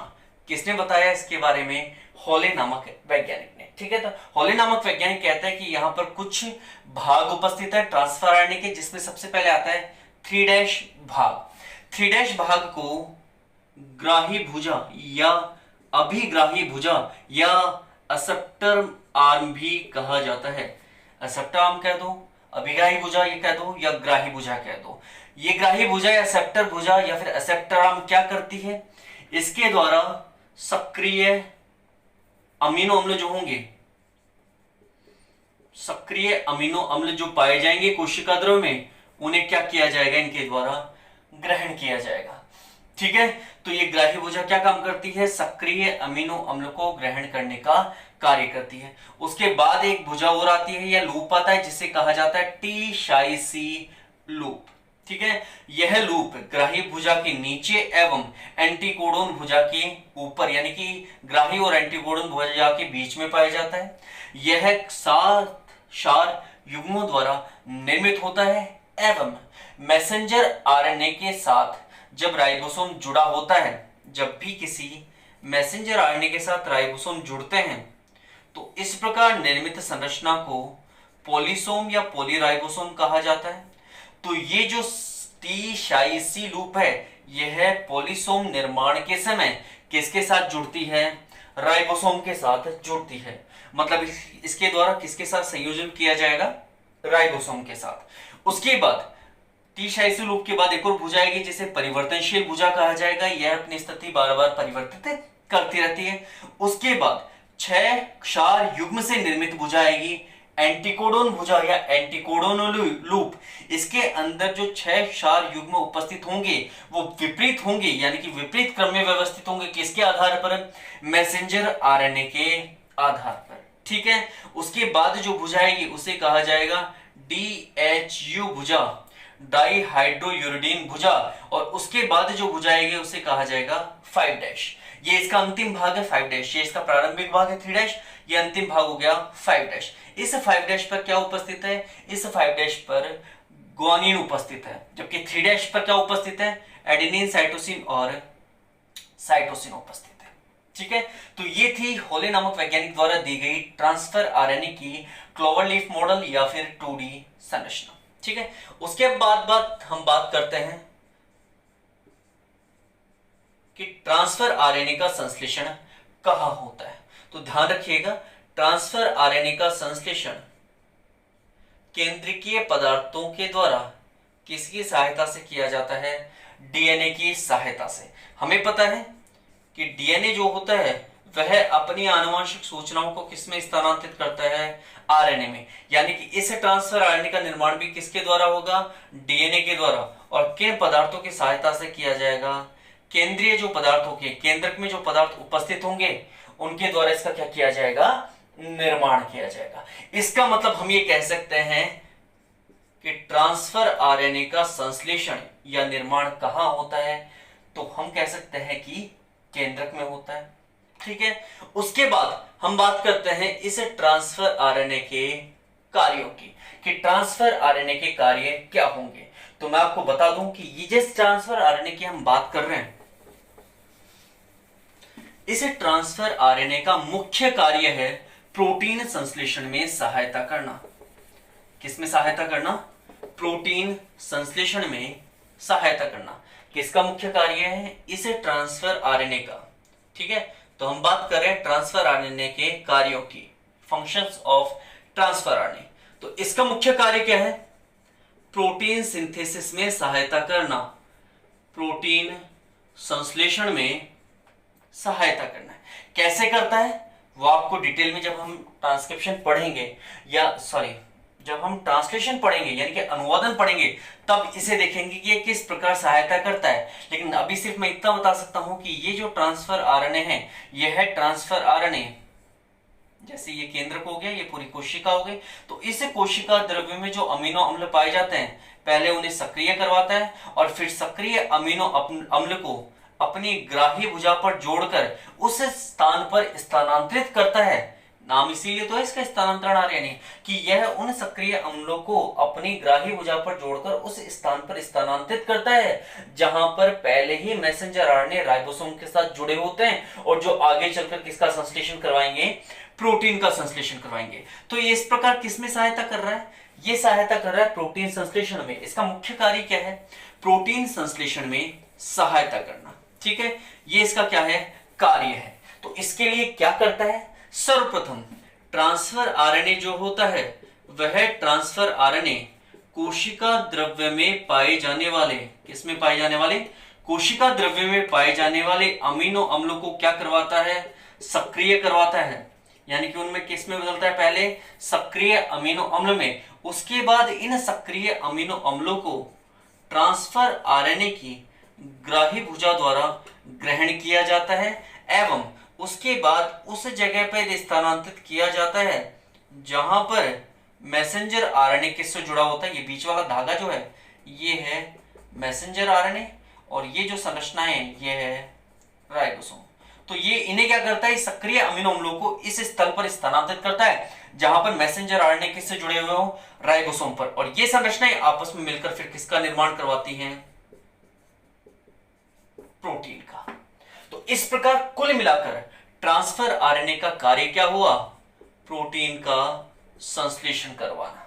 यानी कि प्रोटीन के संश्लेषण में क्या करना, सहायता करना। प्रोटीन का संश्लेषण मुख्य रूप से मैसेंजर आरएनए के द्वारा किया जाता है, लेकिन इसमें जो सहायता है मतलब सक्रिय अमीनो अम्लों को जो स्थानांतरण है वो किसके बिना हो रहा है, ट्रांसफर आरएनए के बिना। ठीक है, तो ये था आपका ट्रांसफर आरएनए। नेक्स्ट जो वीडियो होगा उसमें स्टार्ट करेंगे हम मैसेंजर आरएनए और उसके बाद स्टार्ट करेंगे राइबोसोमल आरएनए को। ठीक है, चलिए आपका transfer RNA complete. Next video में स्टार्ट करेंगे मैसेंजर आरएनए। ठीक है, थैंक यू।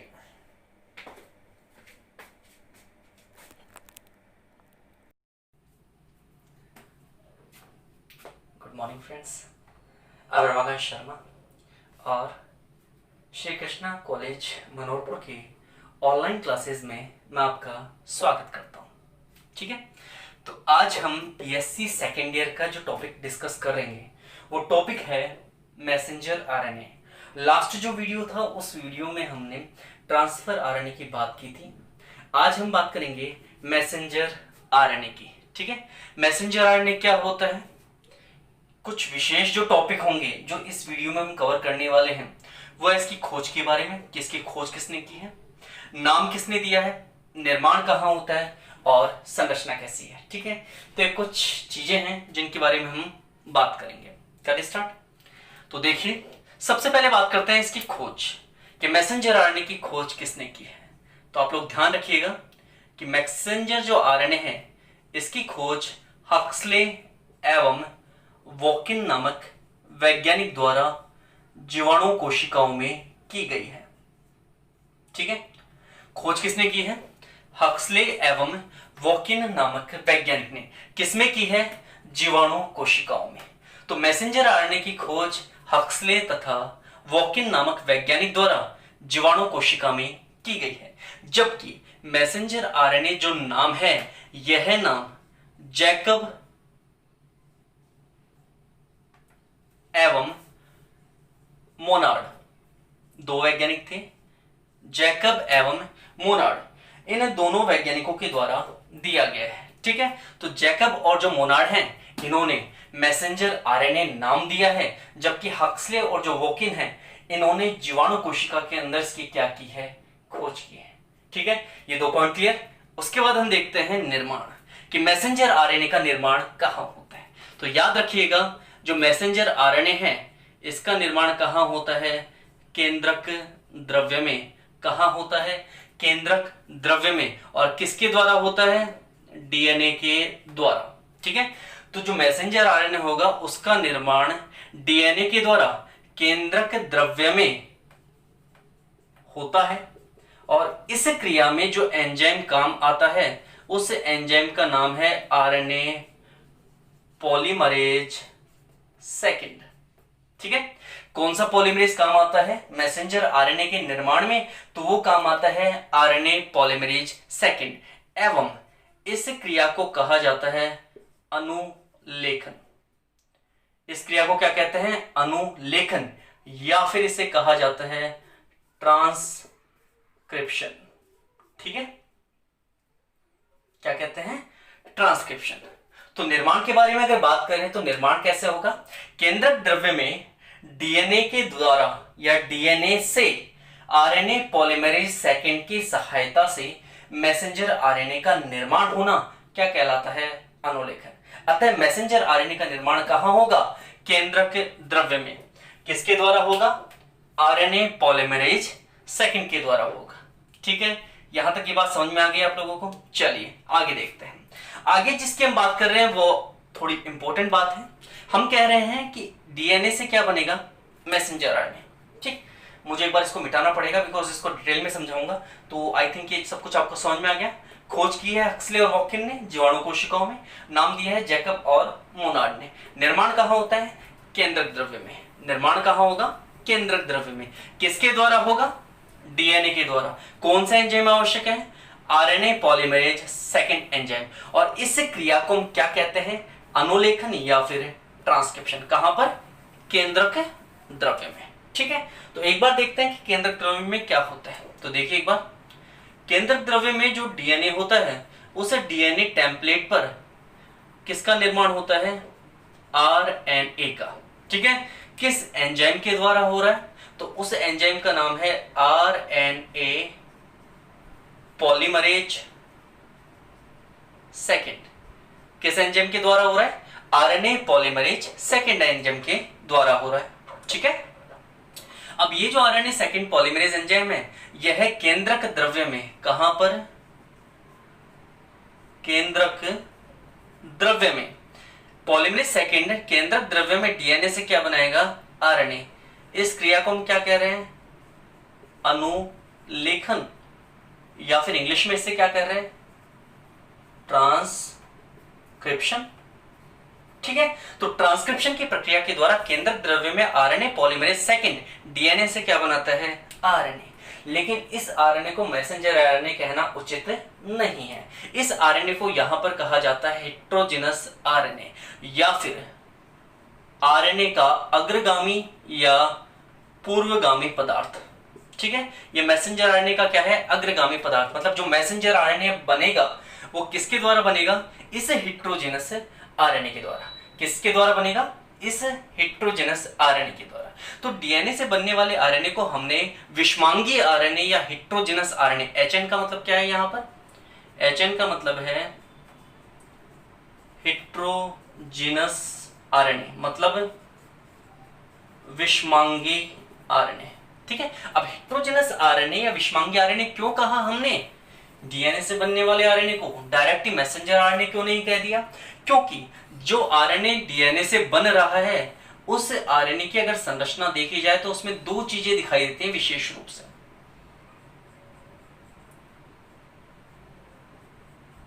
जैसे मान लीजिए हमारे पास ये क्या प्राप्त हुआ है, एक आरएनए प्राप्त हुआ है, ठीक है। अब इस आरएनए में दो चीजें दिखाई दे रही हैं, एक आपको गहरे क्षेत्र दिखाई दे रहे हैं, इनको कह दिया जाएगा इंट्रॉन। क्या कहा जाएगा इनको? इंट्रॉन। ये भी गहरा, ये भी इंट्रॉन, ये भी इंट्रॉन। बाकी ये आपके हल्के क्षेत्र दिखाई दे रहे हैं, इन्हें कहा जाएगा एक्सोन। क्या कहा जाएगा इन्हें? एक्सोन कहा जाएगा। तो इस प्रकार डीएनए से जो आरएनए बनता है वह आरएनए कैसा होता है? विषमांगी होता है, हेट्रोजीनस होता है। क्यों? क्योंकि उसके अंदर क्रमशः एक्सोन तथा इंट्रॉन पाए जाते हैं। अब एक्सोन और इंट्रॉन क्या होता है? देखिए, वे पदार्थ या वे संरचनात्मक इकाइयां जिनके द्वारा सूचनाओं का आगे स्थानांतरण किया जाएगा, सूचनाओं को आगे ट्रांसफर किया जाएगा, उनको तो कहते हैं एक्सोन। और वे इकाइयां जो सूचनाओं का स्थानांतरण नहीं करेंगी उन्हें कहेंगे इंट्रॉन। तो ये क्या हो गया? एक प्रकार का विषमांगी हुआ ना, भाई दोनों चीजें उपस्थित हैं। वे चीजें भी उपस्थित हैं जो सूचनाओं का स्थानांतरण करेंगी और वे चीजें भी उपस्थित हैं जो सूचनाओं का स्थानांतरण नहीं करेंगी। तो यहां पर इस प्रकार के आरएनए में दोनों उपस्थित हैं, एक्सोन भी उपस्थित है और इंट्रॉन भी उपस्थित है। इस कारण इस आरएनए को क्या कहा जाता है? HNRNA, हिंदी में कहते हैं विषमांगी आरएनए। बात समझ में आई यहां तक आपको?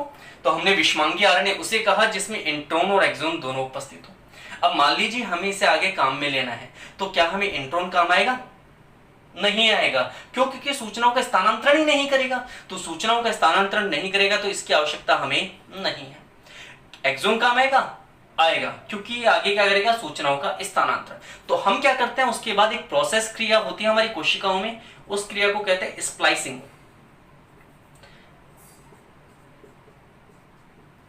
इस क्रिया को क्या कहते हैं?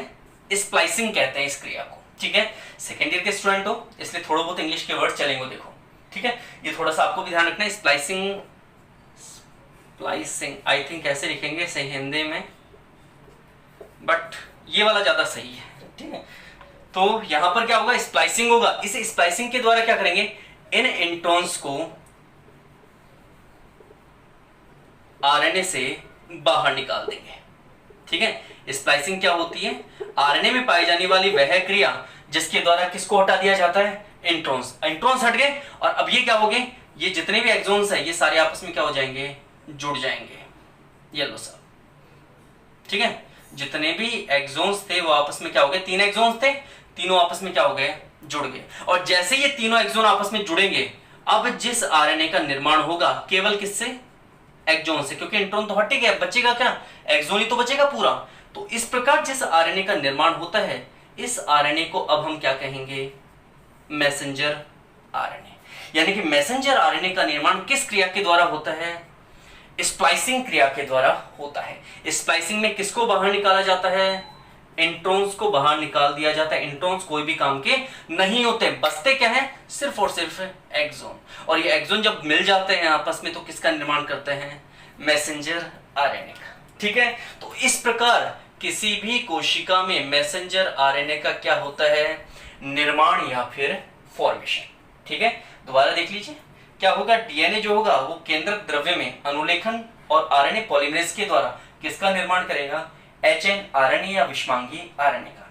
विषमांगी आरएनए इसलिए कहा क्योंकि इसमें एक्सोन और इंट्रॉन दोनों उपस्थित थे, अब नहीं है क्योंकि हमने उसको मिटा दिया है, ठीक है। तो यहाँ पर दोनों उपस्थित थे, एक्सोन भी उपस्थित थे और इंट्रॉन भी उपस्थित थे। तो इसके अंदर एक विशेष क्रिया होगी स्प्लाइसिंग, जिसके द्वारा इंट्रॉन्स को हटा दिया जाएगा और एक्सोन आपस में जुड़ जाएंगे, तब यह हेटेरोजेनस आरएनए। अभी ये हेटेरोजेनस नहीं है क्योंकि इसके हमने एक्सोन जोड़ दिए, इंट्रॉन्स हटा दिए। अगर इसमें इंट्रॉन भी होते, जैसे ये इंट्रॉन, ये एक्सोन, ऐसे बीच बीच में इंट्रॉन्स भी होते, तब इसे हम क्या कहते हैं? Heterogeneous RNA. इसमें क्या होगा? स्प्लाइसिंग होगा, इंट्रॉन्स क्या हो जाएंगे? हट जाएंगे, बाकी क्या बचेंगे? एक्सोन आपस में जुड़ जाएंगे। इस एक्सोन युक्त संरचना को ही हम क्या कहते हैं? Messenger RNA. बात समझ में आई? निर्माण कैसे हुआ समझ में आया? वेरी गुड, ठीक है, ठीक है। तो ये थे मैसेंजर आरएनए के निर्माण की क्रिया। अब हम बात करेंगे कि जो मैसेंजर आरएनए बना है कैसा दिखता है, क्या क्या होता है उसके अंदर, उसकी बात करेंगे हम। ठीक है, तो नेक्स्ट हमारा पॉइंट होगा निर्माण के बाद। पहला हमने देखा खोज, दूसरा हमने देखा नामकरण, तीसरा देखा निर्माण फॉर्मेशन, और अब देखेंगे हम सबसे इंपॉर्टेंट मैसेंजर आरएनए की संरचना, कि मैसेंजर आरएनए की किस प्रकार की संरचना होती है। ठीक है, तो आराम से ध्यान से देखिए डायग्राम को।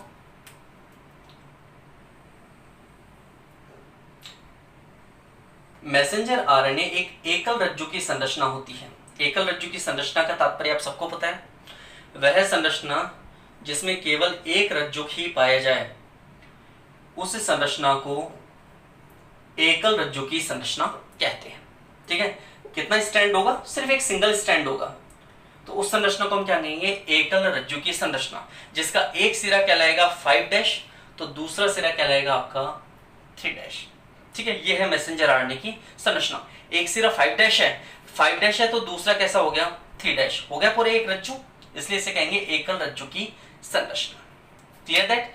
आगे देखिए सब, इस मैसेंजर आरएनए की इस संरचना के अंदर शुरू में आपको ये जो संरचना दिखाई दे रही है, यहां पर इस 5' सिरे की तरफ, ये 5' इधर, तो इस 5' सिरे की तरफ यहां पर क्या उपस्थित होती है, एक क्षेत्र उपस्थित होता है। इस क्षेत्र को कहते हैं कैपिंग, मतलब यहां पर क्या पाई जाती है, टोपीनुमा संरचना पाई जाती है। ये संरचना किसके साथ जुड़ी होती है, मिथाइल के साथ जुड़ी हुई होती है, इसलिए इसे कहते हैं मिथाइलेटेड कैपिंग। ठीक है, यहां पर एक टोपीनुमा संरचना है, क्या काम करती है, मैसेंजर आरएनए की सुरक्षा करती है। अब आप पूछोगे किससे सुरक्षा करेगी, तो मैसेंजर आरएनए की सुरक्षा करती है जल अपघटन से। किससे सुरक्षा करती है, टोपीनुमा संरचना है, टोपीनुमा संरचना है तो क्या कर रही है, सुरक्षा कर रही है। किससे सुरक्षा कर रही है, जल अपघटन से सुरक्षा कर रही है। किसकी कर रही है, इससे मैसेंजर आरएनए की। Clear that. उसके बाद ये क्षेत्र आपको दिखाई दे रहा है, इस क्षेत्र को कहता है लीडर, LEADER, लीडर। ठीक है, ये भी सूचना स्थानांतरण में सहायता नहीं करता, कौन, ये कैपिंग क्षेत्र। और ये जो लीडर क्षेत्र है, लीडर क्षेत्र मतलब वह क्षेत्र जो नॉन कोडिंग होगा, मतलब सूचना स्थानांतरण में सहायता नहीं करेगा। कैसा होगा, नॉन कोडिंग होगा। नॉन कोडिंग का मतलब दो तरह के क्षेत्र होते हैं, एक होता है कोडिंग और एक होता है नॉन कोडिंग। वह क्षेत्र जो आगे सूचनाओं का स्थानांतरण करेंगे, जैसे ये मैसेंजर आरएनए तो आगे क्या बनाएगा, प्रोटीन बनाएगा ना, मतलब सूचनाओं का स्थानांतरण करेगा आगे। तो अगर कोई क्षेत्र सूचनाओं का स्थानांतरण करता है तब तो उसे कहते हैं कोडिंग, और कोडिंग, और अगर नहीं करता तब उसे कहेंगे नॉन कोडिंग। तो ये जो क्षेत्र है 5' के तुरंत बाद, इसे लीडर कहते हैं, ये कैसा है, नॉन कोडिंग क्षेत्र। इसी प्रकार 3' के समीप भी एक और क्षेत्र है जिसे ट्रेलर कहा जाता है, ये भी कैसा है, नॉन कोडिंग क्षेत्र। ठीक है, तो यहां पर इस मैसेंजर आरएनए में दो नॉन कोडिंग क्षेत्र हैं, यानी कि दो ऐसे क्षेत्र हैं जो सूचनाओं का स्थानांतरण नहीं करेंगे। एक को कहते हैं लीडर और दूसरे को कहते हैं ट्रेलर। लीडर जो होता है वो 5' जो सिरा है उसकी तरफ होगा, और जो ट्रेलर है वो किस तरफ होगा, 3' की तरफ। ठीक है, इसके बाद यहां पर लीडर के तुरंत बाद एक क्षेत्र पाया जाता है जिसे कहते हैं समारंभन कोडोन। समारंभन कोडोन मतलब वह क्षेत्र जहां से कौन सी प्रक्रिया प्रारंभ होगी, अब अनुवादन। अनुवादन मतलब ट्रांसलेशन, ट्रांसलेशन मतलब प्रोटीन निर्माण की क्रिया, क्योंकि मैसेंजर आरएनए राइबोसोम के साथ जुड़कर क्या करेगा, प्रोटीन का निर्माण करवाएगा ना। तो यह क्रिया जिस क्षेत्र से प्रारंभ होगी उसे क्या कहा जाता है, समारंभन कोडोन। किसके तुरंत बाद पाया जाएगा, लीडर के तुरंत बाद। कौन सा कोडोन पाया जाएगा, समारंभन कोडोन। और इस कोडोन में कुछ त्रिक उपस्थित होते हैं, एक तो होता है AUG या इसकी जगह पाया जा सकता है GUG। ठीक है, तो यहां दो तरह के कोडोन हो सकते हैं, AUG या GUG। जब ये कोडोन मैसेंजर आरएनए पर आ जाएंगे तो वहीं से ट्रांसलेशन क्या हो जाएगा, प्रारंभ हो जाएगा, इसलिए इन्हें समारंभन कोडोन या फिर इनिशिएशन कोडोन कहते हैं। ठीक है, इसी प्रकार पीछे की तरफ भी एक और कोडोन होता है, इन कोडोनों को समापन कोडोन या फिर टर्मिनेशन कोडोन कहते हैं। यहां पर आकर अनुवादन या ट्रांसलेशन की क्रिया क्या हो जाएगी, समाप्त। यहां से तो अनुवादन की क्रिया क्या होगी, प्रारंभ होगी, और यहां पर अनुवादन की क्रिया क्या होगी, समाप्त। मतलब यहां बीच के अंदर क्या चलेगी, अनुवादन की क्रिया, यहां से शुरू यहां पर खत्म। तो यहां पर भी कुछ कोडोन होते हैं जिन्हें क्रमशः UAA, UAG एवं UGA कहा जाता है। ठीक है, तो 3 यहां पर क्या है, समापन कोडोन, 2 यहां पर क्या है, समारंभन कोडोन। ठीक है, इन दोनों के बीच में, समापन कोडोन और समारंभन कोडोन के बीच में जो क्षेत्र होता है उस क्षेत्र को हम क्या कहते हैं, कोडिंग क्षेत्र या कोडिंग रीजन। ठीक है, हमने कहा था 2 तरह के क्षेत्र होते हैं, एक होता है नॉन कोडिंग रीजन या नॉन कोडिंग क्षेत्र, एक होता है कोडिंग क्षेत्र। यानी कि ये जो क्षेत्र होगा ये क्या करवाएगा, प्रोटीन संश्लेषण का काम, मतलब सूचनाओं को क्या करेगा, आगे अगली जो पीढ़ी होगी या अगला जो रासायनिक पदार्थ होगा उसमें क्या करेगा, स्थानांतरित करेगा। ठीक है, उसके बाद इस कोडिंग क्षेत्र के बाद आ जाएगा समापन कोडोन, ये रहा। समापन कोडोन के बाद कौन सा आएगा, ट्रेलर, ये भी कैसा होगा, नॉन कोडिंग क्षेत्र, मतलब ये भी सूचनाओं का स्थानांतरण नहीं करेगा। और उसके बाद क्या आएगा, ये आपको दिख रहा है डब्बा जैसा, ये शुरू में था कैपिंग मतलब टोपीनुमा संरचना, ये पीछे क्या है, ये पीछे है poly A tail, poly A tail, मतलब ये जो क्षेत्र है इसे कहते हैं पॉली ए टेल, क्योंकि यहाँ बहुत सारे क्या पाए जाते हैं, एडिनिन पाए जाते हैं। इसके इस क्षेत्र में क्या पाया जाता है, अनेक एडिनिन, पॉली मतलब अनेक, ए मतलब एडिनिन, और ये क्या है, इसका अंतिम भाग है, मैसेंजर आरएनए का शुरू वाला भाग है, तो ये क्या है, अंतिम भाग। अंतिम भाग को क्या कहते हैं, टेल या फिर पूंछ, इसलिए इसका नाम क्या हो गया, पॉली ए टेल। पहली बात, बहुत सारे एडिनिन है और अंत में है, इसलिए इसका नाम क्या हो गया, पॉली ए टेल। ठीक है, इस प्रकार बहुत सारे एडिनिन जब अंतिम भाग पर आकर जुड़ते हैं तो इस क्रिया को क्या कहते हैं, इस क्रिया को कहा जाता है पॉलीएडिनाइलेशन।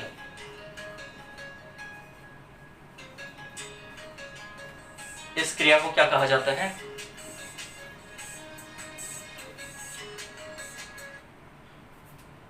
पॉलीएडिनाइलेशन। ठीक है, तो ये जो था अंतिम क्षेत्र ये पॉली ए टेल कहलाता है, और पॉली ए टेल पर जब बहुत सारे एडिनिन आकर जुड़ते जाते हैं तो इस क्रिया को क्या कहते हैं, पॉलीएडिनाइलेशन। ठीक है, तो ये थी मैसेंजर आरएनए की संरचना। तो इस मैसेंजर आरएनए की संरचना में क्या था, पहला 5' क्षेत्र आ गया, इधर वाला, वो वाला हो गया 3' क्षेत्र।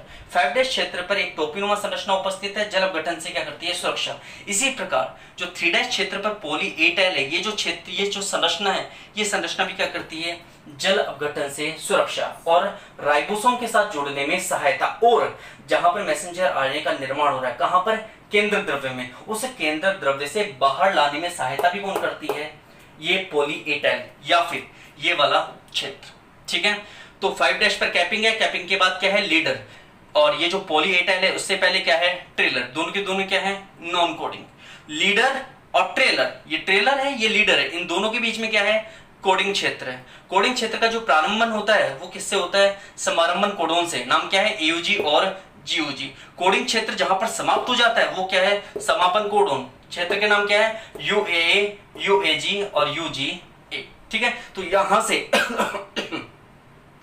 अनुवादन की क्रिया प्रारंभ होगी और यहां पर जाकर क्या होगी, अनुवादन की क्रिया समाप्त हो जाएगी। ठीक है, तो ये था आपके मैसेंजर आरएनए की संरचना। ठीक है, उसके बाद हम बात करेंगे आरएनए के प्रकार और आरएनए के कार्यों की।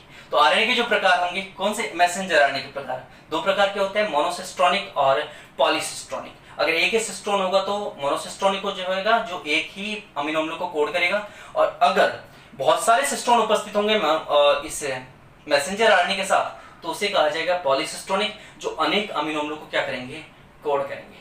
ठीक है, तो ये 2 प्रकार थे, इन प्रकारों को और मैसेंजर आरएनए के जो कार्य हैं उन कार्यों को लेंगे हम नेक्स्ट वीडियो में। यहां तक सिर्फ हमने 4 पॉइंट कवर किए हैं, खोज, नाम, निर्माण और संरचना। ये थी मैसेंजर आरएनए की संरचना। आई होप कि आपको समझ में आई होगी। ठीक है, चलिए, thank you so much.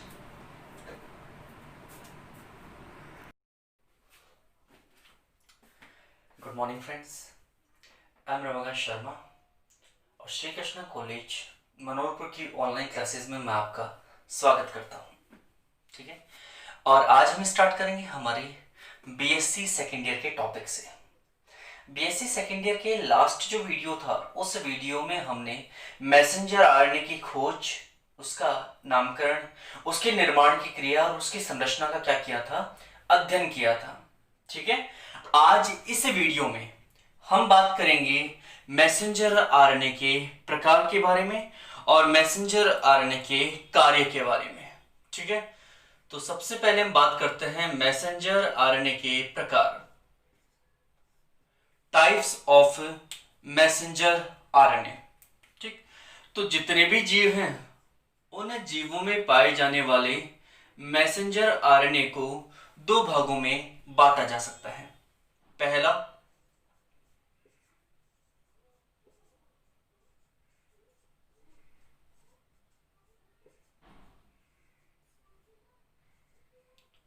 Monocistronic messenger RNA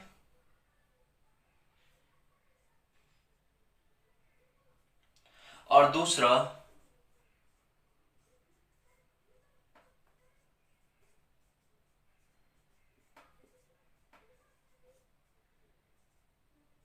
पॉलीसिस्टोनिक messenger RNA. ठीक है, दो प्रकार के हमारे पास क्या है, मैसेंजर आरएनए। पहला है मोनोसिस्टोनिक और दूसरा जो मैसेंजर आरएनए है वो है पॉलीसिस्टोनिक। ठीक है, तो हमारे पास ये दो प्रकार के क्या है, मैसेंजर आरएनए, मोनो और पॉलीसिस्टोनिक। ये किस आधार पर वर्गीकरण किया गया है, यह वर्गीकरण किया गया है सिस्टोन की संख्या के आधार पर। अब आप कहेंगे कि सिस्टोन क्या होता है, तो आनुवंशिक पदार्थ की जो संरचनात्मक इकाई होती है, मतलब जिससे आनुवंशिक पदार्थ का क्या हुआ है, निर्माण हुआ है, उस संरचनात्मक इकाई को हम क्या कहते हैं, सिस्टोन कहते हैं। ठीक है, क्या कहते हैं उसे, सिस्टोन कहते हैं। यदि किसी मैसेंजर आरएनए में सिस्टोन की संख्या केवल कितनी हो, एक हो, मतलब एक क्या पाया जाए उसके अंदर, सिस्टोन पाया जाए, तो ऐसा मैसेंजर आरएनए कहलाएगा आपका मोनोसिस्टोनिक। यदि किसी मैसेंजर आरएनए में सिस्टोन की संख्या कितनी हो, एक हो, सिंगल हो, तो ऐसा मैसेंजर आरएनए क्या कहलाएगा, मोनोसिस्टोनिक मैसेंजर आरएनए। ठीक है, यह जो मैसेंजर आरएनए होता है यह सामान्यतया यूकैरियोटिक कोशिकाओं में, किनमें, यूकैरियोटिक कोशिकाओं में पाया जाता है। चूंकि इस प्रकार के मैसेंजर आरएनए में केवल एक ही संरचनात्मक इकाई है या केवल एक ही सिस्टोन है, इस कारण इसके द्वारा केवल और केवल एक ही अमीनो अम्ल का क्या होता है, सॉरी, एक ही प्रोटीन का क्या होता है, निर्माण होता है। एक ही प्रोटीन का क्या होता है, इनके द्वारा निर्माण होता है। यह है आपका मोनोसिस्टोनिक मैसेंजर आरएनए। ठीक है, मोनोसिस्टोनिक में क्या होगा, इस प्रकार के मैसेंजर आरएनए में एक सिस्टोन होगा। इस प्रकार के मैसेंजर आरएनए यूकैरियोटिक कोशिकाओं में पाया जाएगा और इसके द्वारा केवल एक ही प्रोटीन का क्या होगा, निर्माण होगा। और यदि सिस्टोन की संख्या एक से अधिक हो, सिस्टोन की संख्या क्या हो, एक से ज्यादा हो, तो इस प्रकार का मैसेंजर आरएनए क्या कहलाएगा, पॉलीसिस्टोनिक। ठीक है, इस प्रकार का जो मैसेंजर आरएनए है वो प्रोकैरियोटिक कोशिकाओं में पाया जाता है और इसके द्वारा एक से अधिक प्रोटीनों का क्या किया जाता है, संश्लेषण किया जाता है। ठीक है, तो इसके द्वारा एक से अधिक प्रोटीन का क्या किया जाता है, संश्लेषण किया जाता है। तो ये थे हमारे पास दो प्रकार के मैसेंजर आरएनए, पहला मोनोसिस्टोनिक और दूसरा पॉलीसिस्टोनिक। बात समझ में आ गई। तो यहां पर हमने देखे प्रकार, पहला मोनोसिस्टोनिक, यूकैरियोटिक कोशिकाओं में पाया जाएगा, इसमें केवल एक सिस्टोन होगा, इसलिए नाम क्या है, मोनोसिस्टोनिक। ठीक है, सिस्टोन क्या होती है, किसी भी आनुवंशिक पदार्थ की संरचनात्मक इकाई। चूंकि इसमें केवल एक सिस्टोन है इसलिए कितने प्रोटीन का निर्माण होगा, एक ही प्रोटीन का निर्माण होगा। दूसरी तरफ अगर हम बात करें पॉलीसिस्टोनिक की, तो सिस्टोन की संख्या क्या होगी, एक से ज्यादा, इसलिए क्या कहेंगे, पॉलीसिस्टोनिक। इसके अलावा ये पाया किस में जाएगा, प्रोकैरियोटिक कोशिका में, और चूंकि सिस्टोन की संख्या एक से ज्यादा है इसलिए यह एक से अधिक प्रोटीनों का निर्माण भी करेगा। तो ये था हमारा पहला पॉइंट जिसमें हमने देखा मैसेंजर आरएनए के प्रकार, टाइप्स ऑफ मैसेंजर आरएनए। ठीक है, अब हम बात करेंगे मैसेंजर आरएनए के कार्य की। ठीक है, मैसेंजर आरएनए का कार्य देखने से पहले एक बार देख लेते हैं कि मैसेंजर आरएनए का जीवन काल कितना होता है। जीवन काल मतलब इसका लाइफ स्पैन कितना होता है, कितने समय तक यह कार्यशील या क्रियाशील रहता है। ठीक है, तो अगर हम बात करें प्रोकैरियोटिक कोशिकाओं के संदर्भ में, किन कोशिकाओं के संदर्भ में, प्रोकैरियोटिक कोशिकाओं के संदर्भ में, तो मैसेंजर आरएनए का जीवन काल लगभग होता है 2 मिनट का। कितना होता है? 2 मिनट का जीवन काल होता है। किसका? मैसेंजर आरएनए का। किसके जीवन के काल की बात कर रहे हैं हम? मैसेंजर आरएनए के जीवन काल की। ठीक है, तो प्रोकैरियोटिक कोशिकाओं के संदर्भ में मैसेंजर आरएनए का जीवन काल 2 मिनट का होता है, जबकि अगर यूकेरियोटिक कोशिकाओं की बात की जाए, ठीक है, तो यहां पर जीवन काल कुछ मिनट से लेकर के कुछ घंटे तक भी हो सकता है। ठीक है, सीबीएच यहां पर क्या कहती है? सीबीएच कहती है कि प्रोकैरियोटिक में यह केवल कुछ सेकंड ही जीवित रहता है, जबकि यूकेरियोटिक कोशिकाओं में यह 2 मिनट से लेकर के कुछ घंटे तक भी क्या रहता है? जीवित रहता है। तो अलग अलग किताबों में इसका अलग अलग जीवन काल बताया गया है, लेकिन मैं आपको बता दूं कि इसका जीवन काल निश्चित नहीं होता। जैसे ही यह अपनी क्रिया कंप्लीट कर लेगा, जो इसका कार्य है वो जैसे ही कंप्लीट हो जाएगा, वैसे ये क्या हो जाएगा? अपने आप ही समाप्त हो जाएगा। और इसका कार्य क्या होता है? इसका कार्य है ट्रांसलेशन या फिर अनुवादन में सहायता करना। तो जैसे ही यह ट्रांसलेशन कर देगा, मतलब अनुवादन कर देगा, वैसे ही मैसेंजर आरएनए क्या हो जाएगा? ऑटोमेटिकली समाप्त हो जाएगा। ठीक है, तो इनका कोई निश्चित जीवन काल नहीं होता है। तो यहां पर चूंकि हमने बात की कि इनका कोई निश्चित जीवन काल नहीं होता, लेकिन फिर भी ध्यान रखना कि प्रोकैरियोटिक जो कोशिकाएं हैं उसमें कुछ सेकंड का जीवन काल होता है, जबकि यूकेरियोटिक जो कोशिकाएं होती हैं उनमें इनका जो जीवन काल है वह लगभग कुछ मिनटों से लेकर के कुछ घंटे तक होता है। ठीक है, उसके बाद बात करते हैं मैसेंजर आरएनए के कार्य की, कि मैसेंजर आरएनए का कार्य क्या होगा। तो ध्यान से देखिए, एक डायग्राम के थ्रू इसको समझते हैं। जैसे ये बोर्ड पूरी हमारी कोशिका है, और इसमें ये हो गया आपका केंद्रक, ये हो गए छोटे छोटे छिद्र जिन्हें कहा जाएगा केंद्रक छिद्र। ठीक है,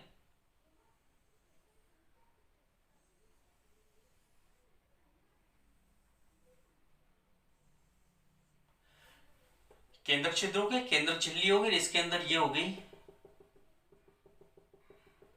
केंद्रिका। ठीक है, तो इस केंद्रक द्रव्य में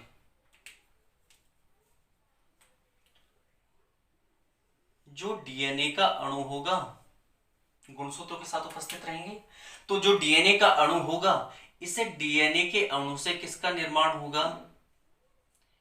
एक सिंगल स्ट्रैंडेड स्ट्रक्चर का, एक एकल रज्जु की संरचना का। इस एकल रज्जु की संरचना को हम क्या कहेंगे? Messenger RNA. इसका निर्माण किस क्रिया द्वारा होता है? इसका निर्माण ट्रांसक्रिप्शन या फिर अनुलेखन की क्रिया के द्वारा होता है। ठीक है, तो केंद्रक द्रव्य में डीएनए किसका निर्माण कर देता है? अनुलेखन के द्वारा मैसेंजर आरएनए। इस मैसेंजर आरएनए में 2 सिरे होते हैं, एक होता है 5' एक होता है 3'। अब इस 3' सिरे की सहायता से यह मैसेंजर आरएनए केंद्रक छिद्र से होते हुए कहां आ जाता है? केंद्रक से बाहर।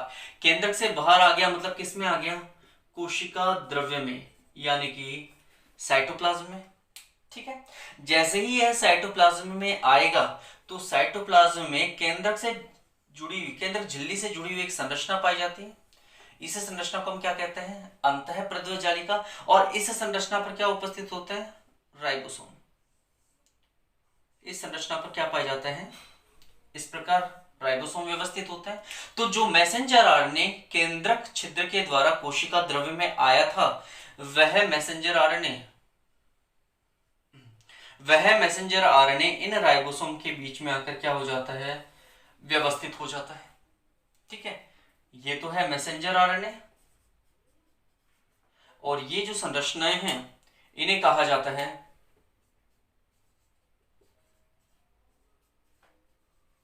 राइबोसोम।